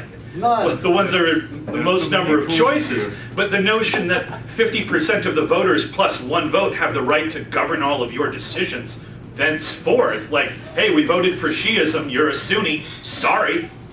Like, what is the value in that, sir? I think there's a limit to what the majority can impose upon the individual or the minority. I can see I threw some dynamite in the water. I will Good. keep my time short. All right. Okay, we got a couple more going. Hi, I'm David. I appreciate the speaker coming. I thought the topic was really interesting. A lot of history, which I think is important. And I hope, I wish he had more time to talk more about the main idea of the Wick market, anarchism. So thanks that he came. This is basically, I'm going to talk about something that, and I don't want to rip somebody's idea off, because this is the article from the Sun-Times on June 17 in the business section by Josh Boak, B-O-A-K. Basically, Jerome Powell, the chairman of the Federal Reserve, had a press conference and announced that we have some of the lowest levels of unemployment in decades. It's down to 3.8%. So at this point, I want to ask people to not jump up in the air and start applauding for Donald Trump, because there's a slight hitch to that.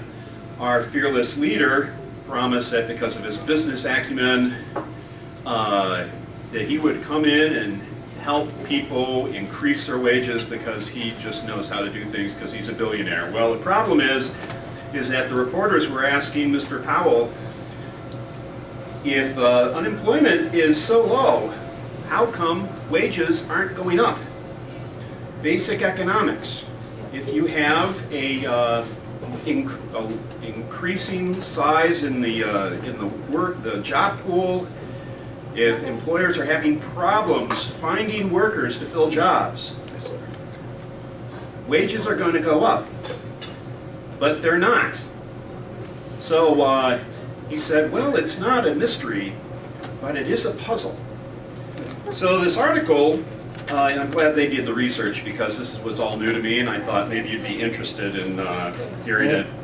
Listed 5 different reasons that people are kicking around, economists are kicking around to explain this phenomenon. The first one is there's a long-standing decline in union membership. And we know that there's one party to thank for the difficulty that unions are having in collective bargaining. The second point, increasing competition with foreign workers. It's hard for people to have work a living wage in this country when people in other countries are being paid 10%, and the countries have significantly less regulation over that over those industries. Third point, higher wages in this country are concentrated in the tech industry. So you're seeing a lot of these increased wages being absorbed by the tech industry, and people in other industries are just being left at the wayside. Number 4, some workers are being forced to sign non-competition agreements. This is a new technique of corporations. The problem is that you don't have a lot of options if this is your main way of making a living, and you can't go looking for other jobs for a year or 2 in the same industry. The final point I found most fascinating. It's something called monopsony. Has anybody here heard that term? No. Okay. 4 people have. I've never heard of it, and I just thought this was fascinating. Monopsony is the term that economists use to describe the situation when there are just a very few large employers in an industry or a community. So basically, they have a huge amount of control in over the employers and the wages they're paid. Which, and I have a real hang-up with these huge mega corporations like Walmart, which Walmart is one of the biggest employers in the United States, and yet they're paying people poverty wages, and when they walk in the door, the first thing they do is they teach them how to apply for food stamps. So everybody talks about the new jobs being created, but nobody says the cost of the community and how it's hurting middle-class people and people with small businesses or family-owned businesses that are put out of business because of these mega corporations. So I'm not really sure I agree with the speaker's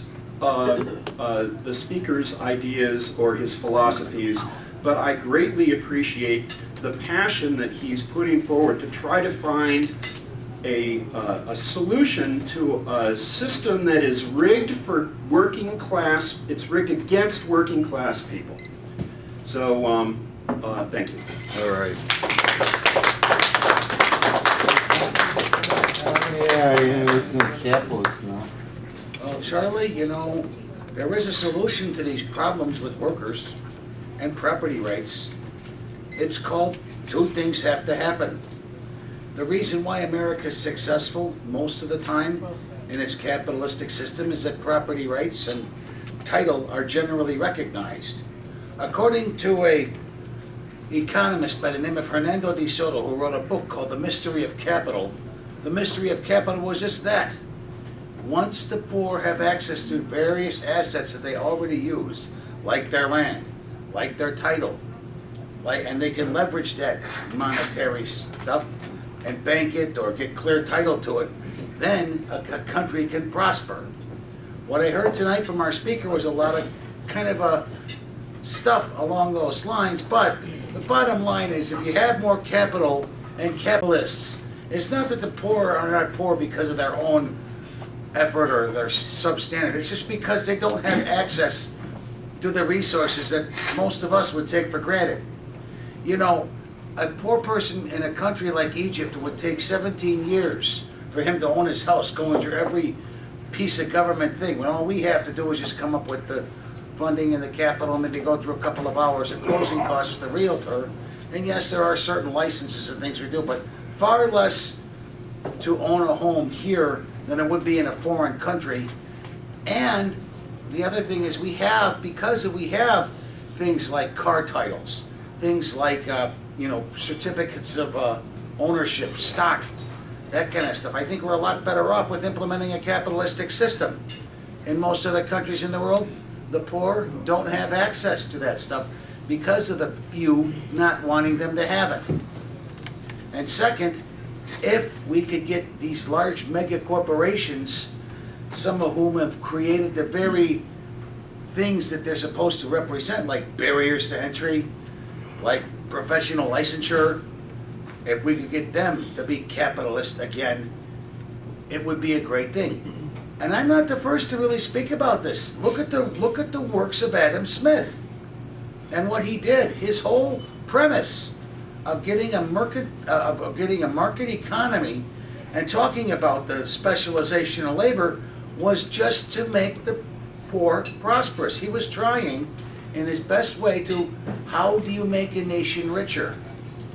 It is not by, we all know his famous quote, it is not by the sweat of the brow or the benevolence of the baker and whatever to make their dinner, but because of the money they can make through the thing. It's the market forces that bring people to work. And yet, Charlie, you might think that we are all owed a living. We're not owed a living. We have to go out and work for it. We find a job, we practice that job, and we move forward on that job. It is not by the benevolence of the baker that we have our dinner, but by buying his bread and his wares. And I'll tell you something, when it comes to capitalism, we have to do something to improve the lives of somebody, or we're not going to get paid. We have to either improve our bottom line and our employer. We have to, when we come to a restaurant, we help improve we buy the place that gives us a good deal for our food. And, we have to help people to basically prosper and succeed. There. That's in the ring. You're brainwashed. Capitalism. You're brainwashed. Charlie, I'm not brainwashed. I just happen to know better than you what works. Period. All right, sit down. Do I, hey, You wanna Chuck, go in here? Go ahead. Chuck, do I go. have time to? Yeah, yeah, of go course. ahead, go ahead. Yeah, Laura, come on, We got a Frank. little time, Frank. Yeah, we gotta listen to you. Can you make it? Let's hear you. Andy is up there now. Hey, here's Andy's gonna. We got it, we got it. Frank We got wants it. to go. Frank. All right, Frank Frank. wants to talk to you. He Good. wants to improve the bottom line and be Good. a employer. That's why he hires you, Charlie. Improve the bottom line of the employer. That's why he hires you. Yeah. Yeah, I came in this country in 1963, couldn't speak a word of English. And I started working in a company that treat me real well. I could make a lot of friends and so on. But I thought I could start my own business, so I moved to the city of Chicago and I opened what it was called Argentum Manufacturing Company. And there I started doing work for other companies. I went and solicited work from bigger companies. And eventually I was able to get a contract from a company that did work for the military. And they were doing millions of pieces that they need to do secondary operations with them. So I designed a machine to do this secondary operation automatically, and I quoted per 1,000 pieces. So I said, if I put this little hole in 1,000 pieces, I charge you $12 a 1,000. And they thought it was a good deal. So I started making the parts, but instead of making 1,000 pieces an hour, I was making 12. And then 24,000 pieces an hour. So the money that I was receiving was outrageous. It was really big money. And I never complained about that. And neither the company that I did the work for, they were very satisfied. So they came by themselves and they doubled what I was receiving for 1,000 pieces. They increased my income by double. So I have workers that came and knock in the door and they ask for a job, and what do you know how to do? Nothing. Okay, come on in, and they start working. I have very good memories of many of the workers, or some of the workers that I have, that they came with no pretensions of knowing anything, but they were willing to work and learn and do what it was necessary and required. So anyway, I thought I have something to tell you, but I forgot what it was. My mind is not working anymore. So if you start getting old, hurry up and do what you need to do before you get too old. Because I was in business, I have the opportunity, a great opportunity to travel. I've been in all parts of the world, Australia. I was in the Great Barrier Reef. I saw life in the mountains of Machu Picchu. I saw life in the depths of the seas in Australia. So I have a wonderful life in this country that I don't think I could have anywhere else. Thank you all.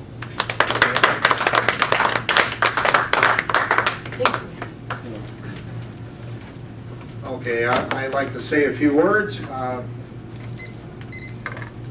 have a question for our speaker. Have you given this presentation anywhere else in this form? No.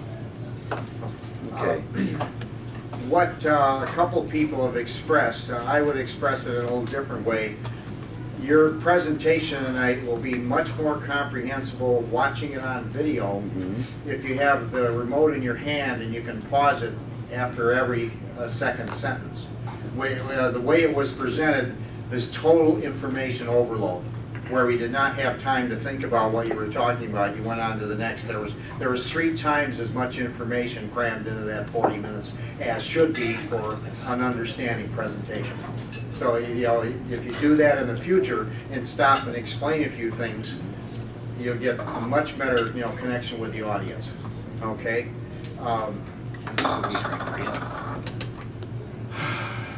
For those of you that missed it, it wasn't on mainstream news. The King of Norway posted a picture of The Hague, the international criminal court that tries international war criminals, and he posted the caption, Mr. Trump, there is a seat waiting for you here as soon as the arrest warrants are sworn out. Donald Trump is now considered one of the finest international war criminals on the planet. And to keep addressing him as Mr. President is a gross distortion of the human language, the English language. He's a corporate criminal, has no qualifications whatsoever to be sitting in that seat, disgracing the Oval Office. And as long as we put up with it, what does it say about us that the kindest, gentlest thing we can say about the man masquerading as our president is, what an idiot. And that's a mild adjective compared to what everybody else is saying. But I found an old dictionary cleaning out some old boxes, and I found a dictionary going back about 50 years. I'll make a copy of it because it's got the best definition of the word prostitution in there that I've ever seen. One of them, one definition is selling sex. The other one is selling your soul for money to produce, what they call base or detrimental things, selling out what our Republican Congress critters are doing. We have the best, I've said it before, we have the finest, best financed, smoothest functioning intellectual whorehouse on the planet in the Senate and Congress. And if you are not an intellectual prostitute, you can't get elected as a Republican in this country, because the billionaires, they tell you what crimes against humanity bills and laws they want passed, and if you don't do that, they will pour money into your opponent at the next primary. This is why we have 98.9% of the Republican critters openly denying climate change. It's talking about capitalism, workers' rights, human rights, all of it. Nobody here addressed the concept of billionaire predators with no ethics, no morals, and no conscience running our country. That gentleman said there was an article in the Sun-Times, the Fed and others are puzzled that the unemployment rate is going down, but wages aren't going up. That's because the jobs that are being created are slave labor jobs, poverty wage jobs, because the good paying jobs in factories and everything else have been moved out of this country. People graduate from high school, come out of high school, there's no living wage jobs waiting for them. There's poverty wage jobs. And the final thing I would say, everybody should realize that Walmart as a corporation is an absolute cancer on America. As Walmart gets bigger, our living conditions, the social conditions, and everything else deteriorate as they get a greater and greater share of the labor force working for 1/3 of what the minimum wage should be. $22 an hour would be minimum wage compared to 1968. And you could live on that back then. So Charlie, you gonna wrap up? I think Dave wants to speak. Oh, okay. Thank you. Let's take him here.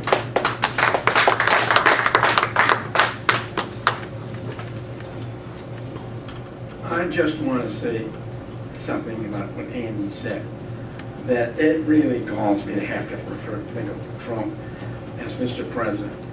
Mr. President in those days meant people like, you've heard me say this before, Franklin Roosevelt, Harry Truman, Dwight Eisenhower, John Kennedy, people of real stature and ability who knew how to lead. And instead, this is the best we can do in this day and age is Donald Trump.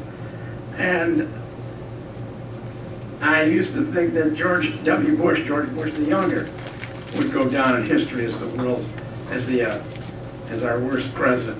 Well, then along came Donald Trump. And George Bush now looks like a genius and a statesman compared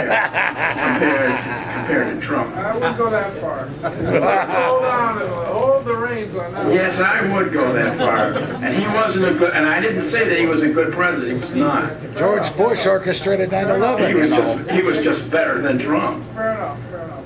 And I was also thinking the other day about Richard Nixon, who was a sick man, who was a crook, who I hated, but even he was a much better president than Donald Trump could ever hope to be. And if we forced him to resign from office, and rightly so, well, it's almost want to see Trump's head on the block. All right, Andy. You ready to vote? All right, let's thank Andy and Tim for helping out. All right. And in particular, let's thank our speaker. That was good first shot. You're doing all your time's up, Charlie. Next time you come here, I have an idea what he was trying to do was to blend two antithetical political theories and philosophies and show that they were compatible. Whether he succeeded or not remains, he covered a lot there in a short period of time. I'll be eclectic as usual here. First of all, I heard that socialism is illogical. I spent last week in a rural area. It's very common in rural areas to have co-ops. Why do they have co-ops? Because socialistic cooperative activities increase one's chances of success and survival. Farmers realize that, whether it be barn raising or putting up a cabin, collective efforts are possibly the only way success can in fact be achieved. One of the first things, many people don't realize this, the first pieces of automated mechanized equipment in agriculture were purchases made by people who lived next to each other. And that way they shared the equipment and benefited by the automation. But apparently you are unable, and this Ayn Rand was unable to find anything, amazingly enough, in the history of the United States to show that socialistic activities were in fact a very logical thing to do. Anybody knows that in any collective enterprise, if you work cooperatively, it augments mathematically your chances of success. That's basic logic. That's called the corporation. And the next thing is the Wagner Act. There's an absolutely, listen, I'm with a wobbly, but wobbly, when the Wagner Act came, it changed the whole complexion of things. We have only 6, you know what I mean, we got about 6 labor laws in the history of this whole country, and they can't even tolerate one, those 6. It bothers them. I mean, I get lecture on this, I go, there's only 6 laws, you know, it's really not tough to know labor law. And they hate that one, why? Because people hold an election and said, we should bargain collectively and have a contract. And the thing with the Wagner Act, it ends in the legal right to be fired with just cause, only for just cause, not arbitrary and capriciously at will. That's the benefit of that law. All the other things are part of it. It means you can't, the boss just can't look at you and say, get out of here, I'm giving your job to my goofy son who's incompetent. Why can't That's what it's for. The other thing is government, and this is, first time I heard this, I remember where I heard it at a restaurant in Belmont with our former libertarian guy. Government is not violent and aggressive. Governments are very good. It's the absence of government where you have aggression and violence. Don't you guys understand that? Don't you poli-sci guys who sit around and talk poli-sci? It is the absence of government. That's where you end up with warlords or evil people in charge. It's with good government. We have the independent voters of Illinois. We call it your source for good government. Government saves lives. It protects the innocent. Did you know that? Chicago PD. Or you just look at it. Yes, it does. The Chicago police protect people. You got a cop back there. You're goddamn right they do. You're goddamn right, cops do. They put their life on the line for all of us here. Don't give me any jive about that. It's a job I wouldn't do. To go in those situations like that. It's dangerous, dirty job, apprehending bad guys and nutcases and whatnot. Kind of off it. The other thing is, let's see. socialism is illogical. Every man for himself is more logical. Henry George, I'm sorry, Henry George is a little dated. That land thing was okay around the 30th century. And I'm going to improve the bottom line of my employer. Yes. That's my life. My purpose with raison d'etre is to make some guy rich. You're hired. You got to be kidding me, You're man. hired because Maybe you're that was doing your adding purpose, value but it to isn't his what I job. do. Thank you very much. That was good. Give him hell. Yeah. Well, Yeah, you gonna go out there, you're gonna take on bad guys? Okay. I'm not going to shoot on our My loony teenagers. I'm neighbor- not going to lock my up kids loony for dealing neighbor- weed. My loony neighbor was drunk with guns. Has your loony neighbor ever pointed a gun at you? All right, to David from the Libertarian Come over Party. and talk to him.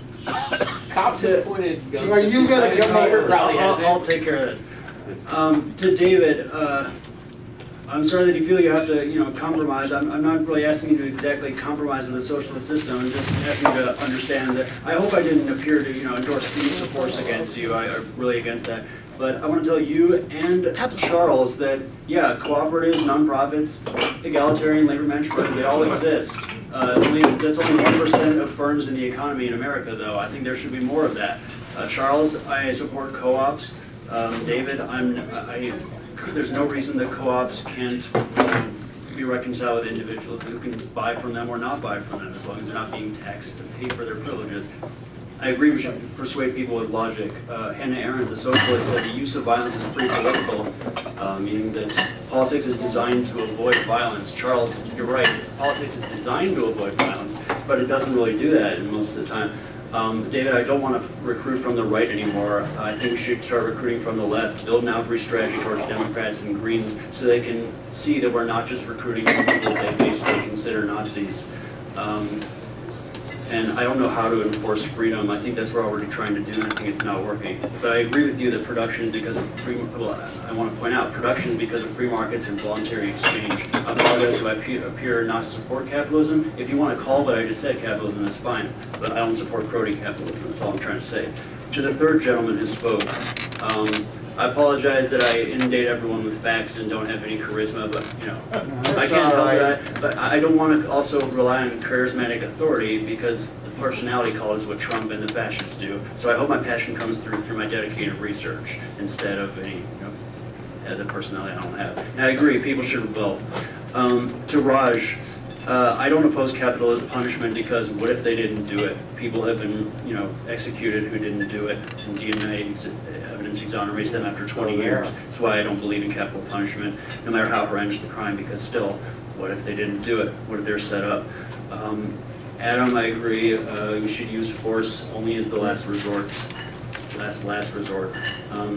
To the other person named David who spoke, I think that wages aren't going up because low employment numbers are being lied about. We allegedly have 3.8%, and this also addresses what Andy said. Under Obama, I realized that unemployment is really 4 times what they say it is because of structural unemployment, seasonal unemployment, and non-employment, people who are unemployed but never declare unemployment because they don't want to go on food stamps or whatever assistance. So really, if you multiply it by 4, we have 15.2% unemployment. It's still better than what we had under Obama. If you multiply his numbers by 4. But I think they've just found a new way to fudge the number. That's what I think is going on.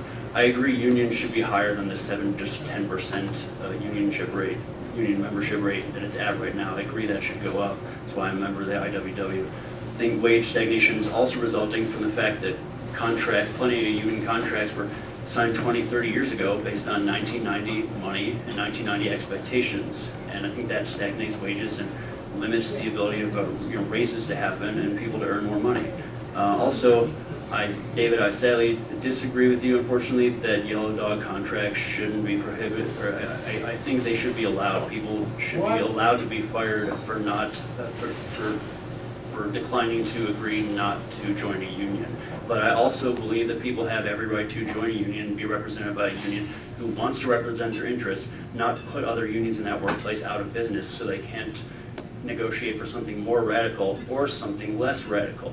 I want every person in the workplace to be represented through members-only collective bargaining. I agree, Walmart is sucking resources and labor. We need to turn to things like Winco and Costco, but moreover to and this relates to something you said, Tim, cooperative corporations and cooperative purchasing society. People like David Ricardo explained. You leverage consumer purchasing power by pulling people into cooperatives, and that leads prices to go down. To Tim, I want to tell you, you're right. G.K. Chesterton, a distributist, said the problem of capitalism is not too few capitalists, but too many. Excuse me. We need more capitalists, not less capitalists.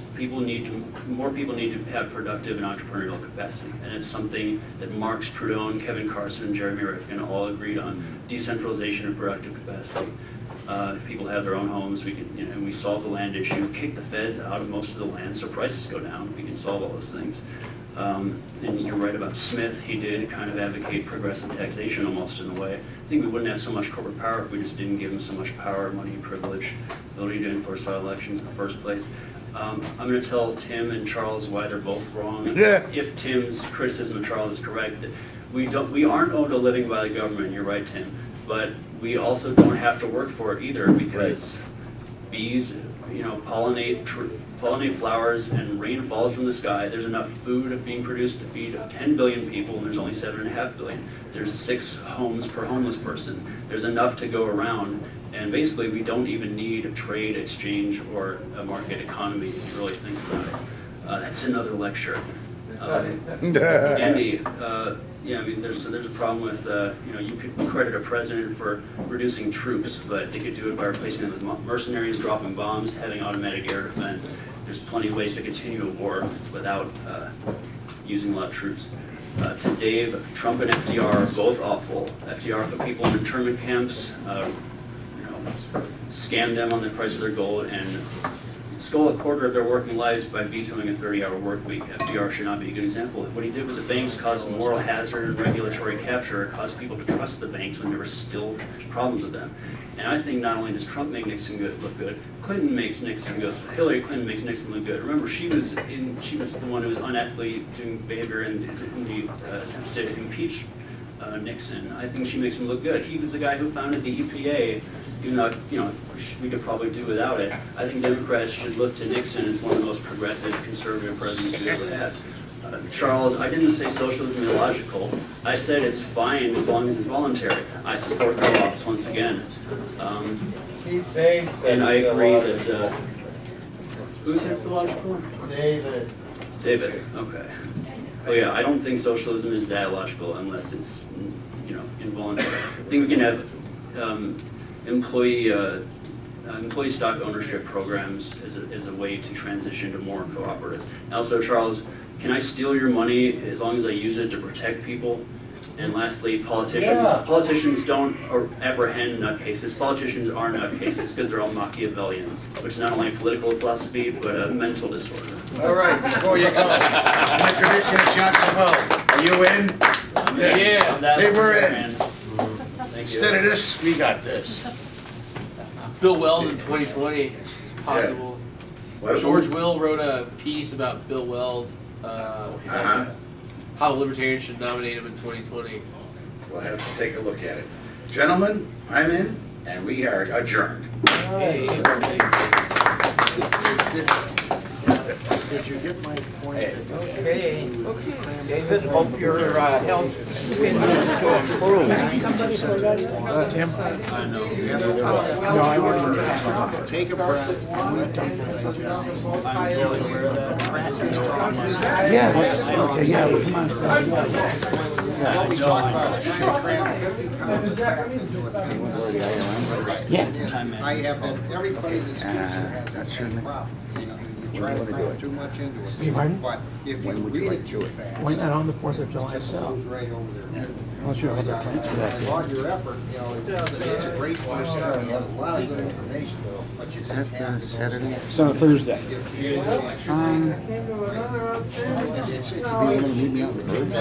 I'll do whatever you want.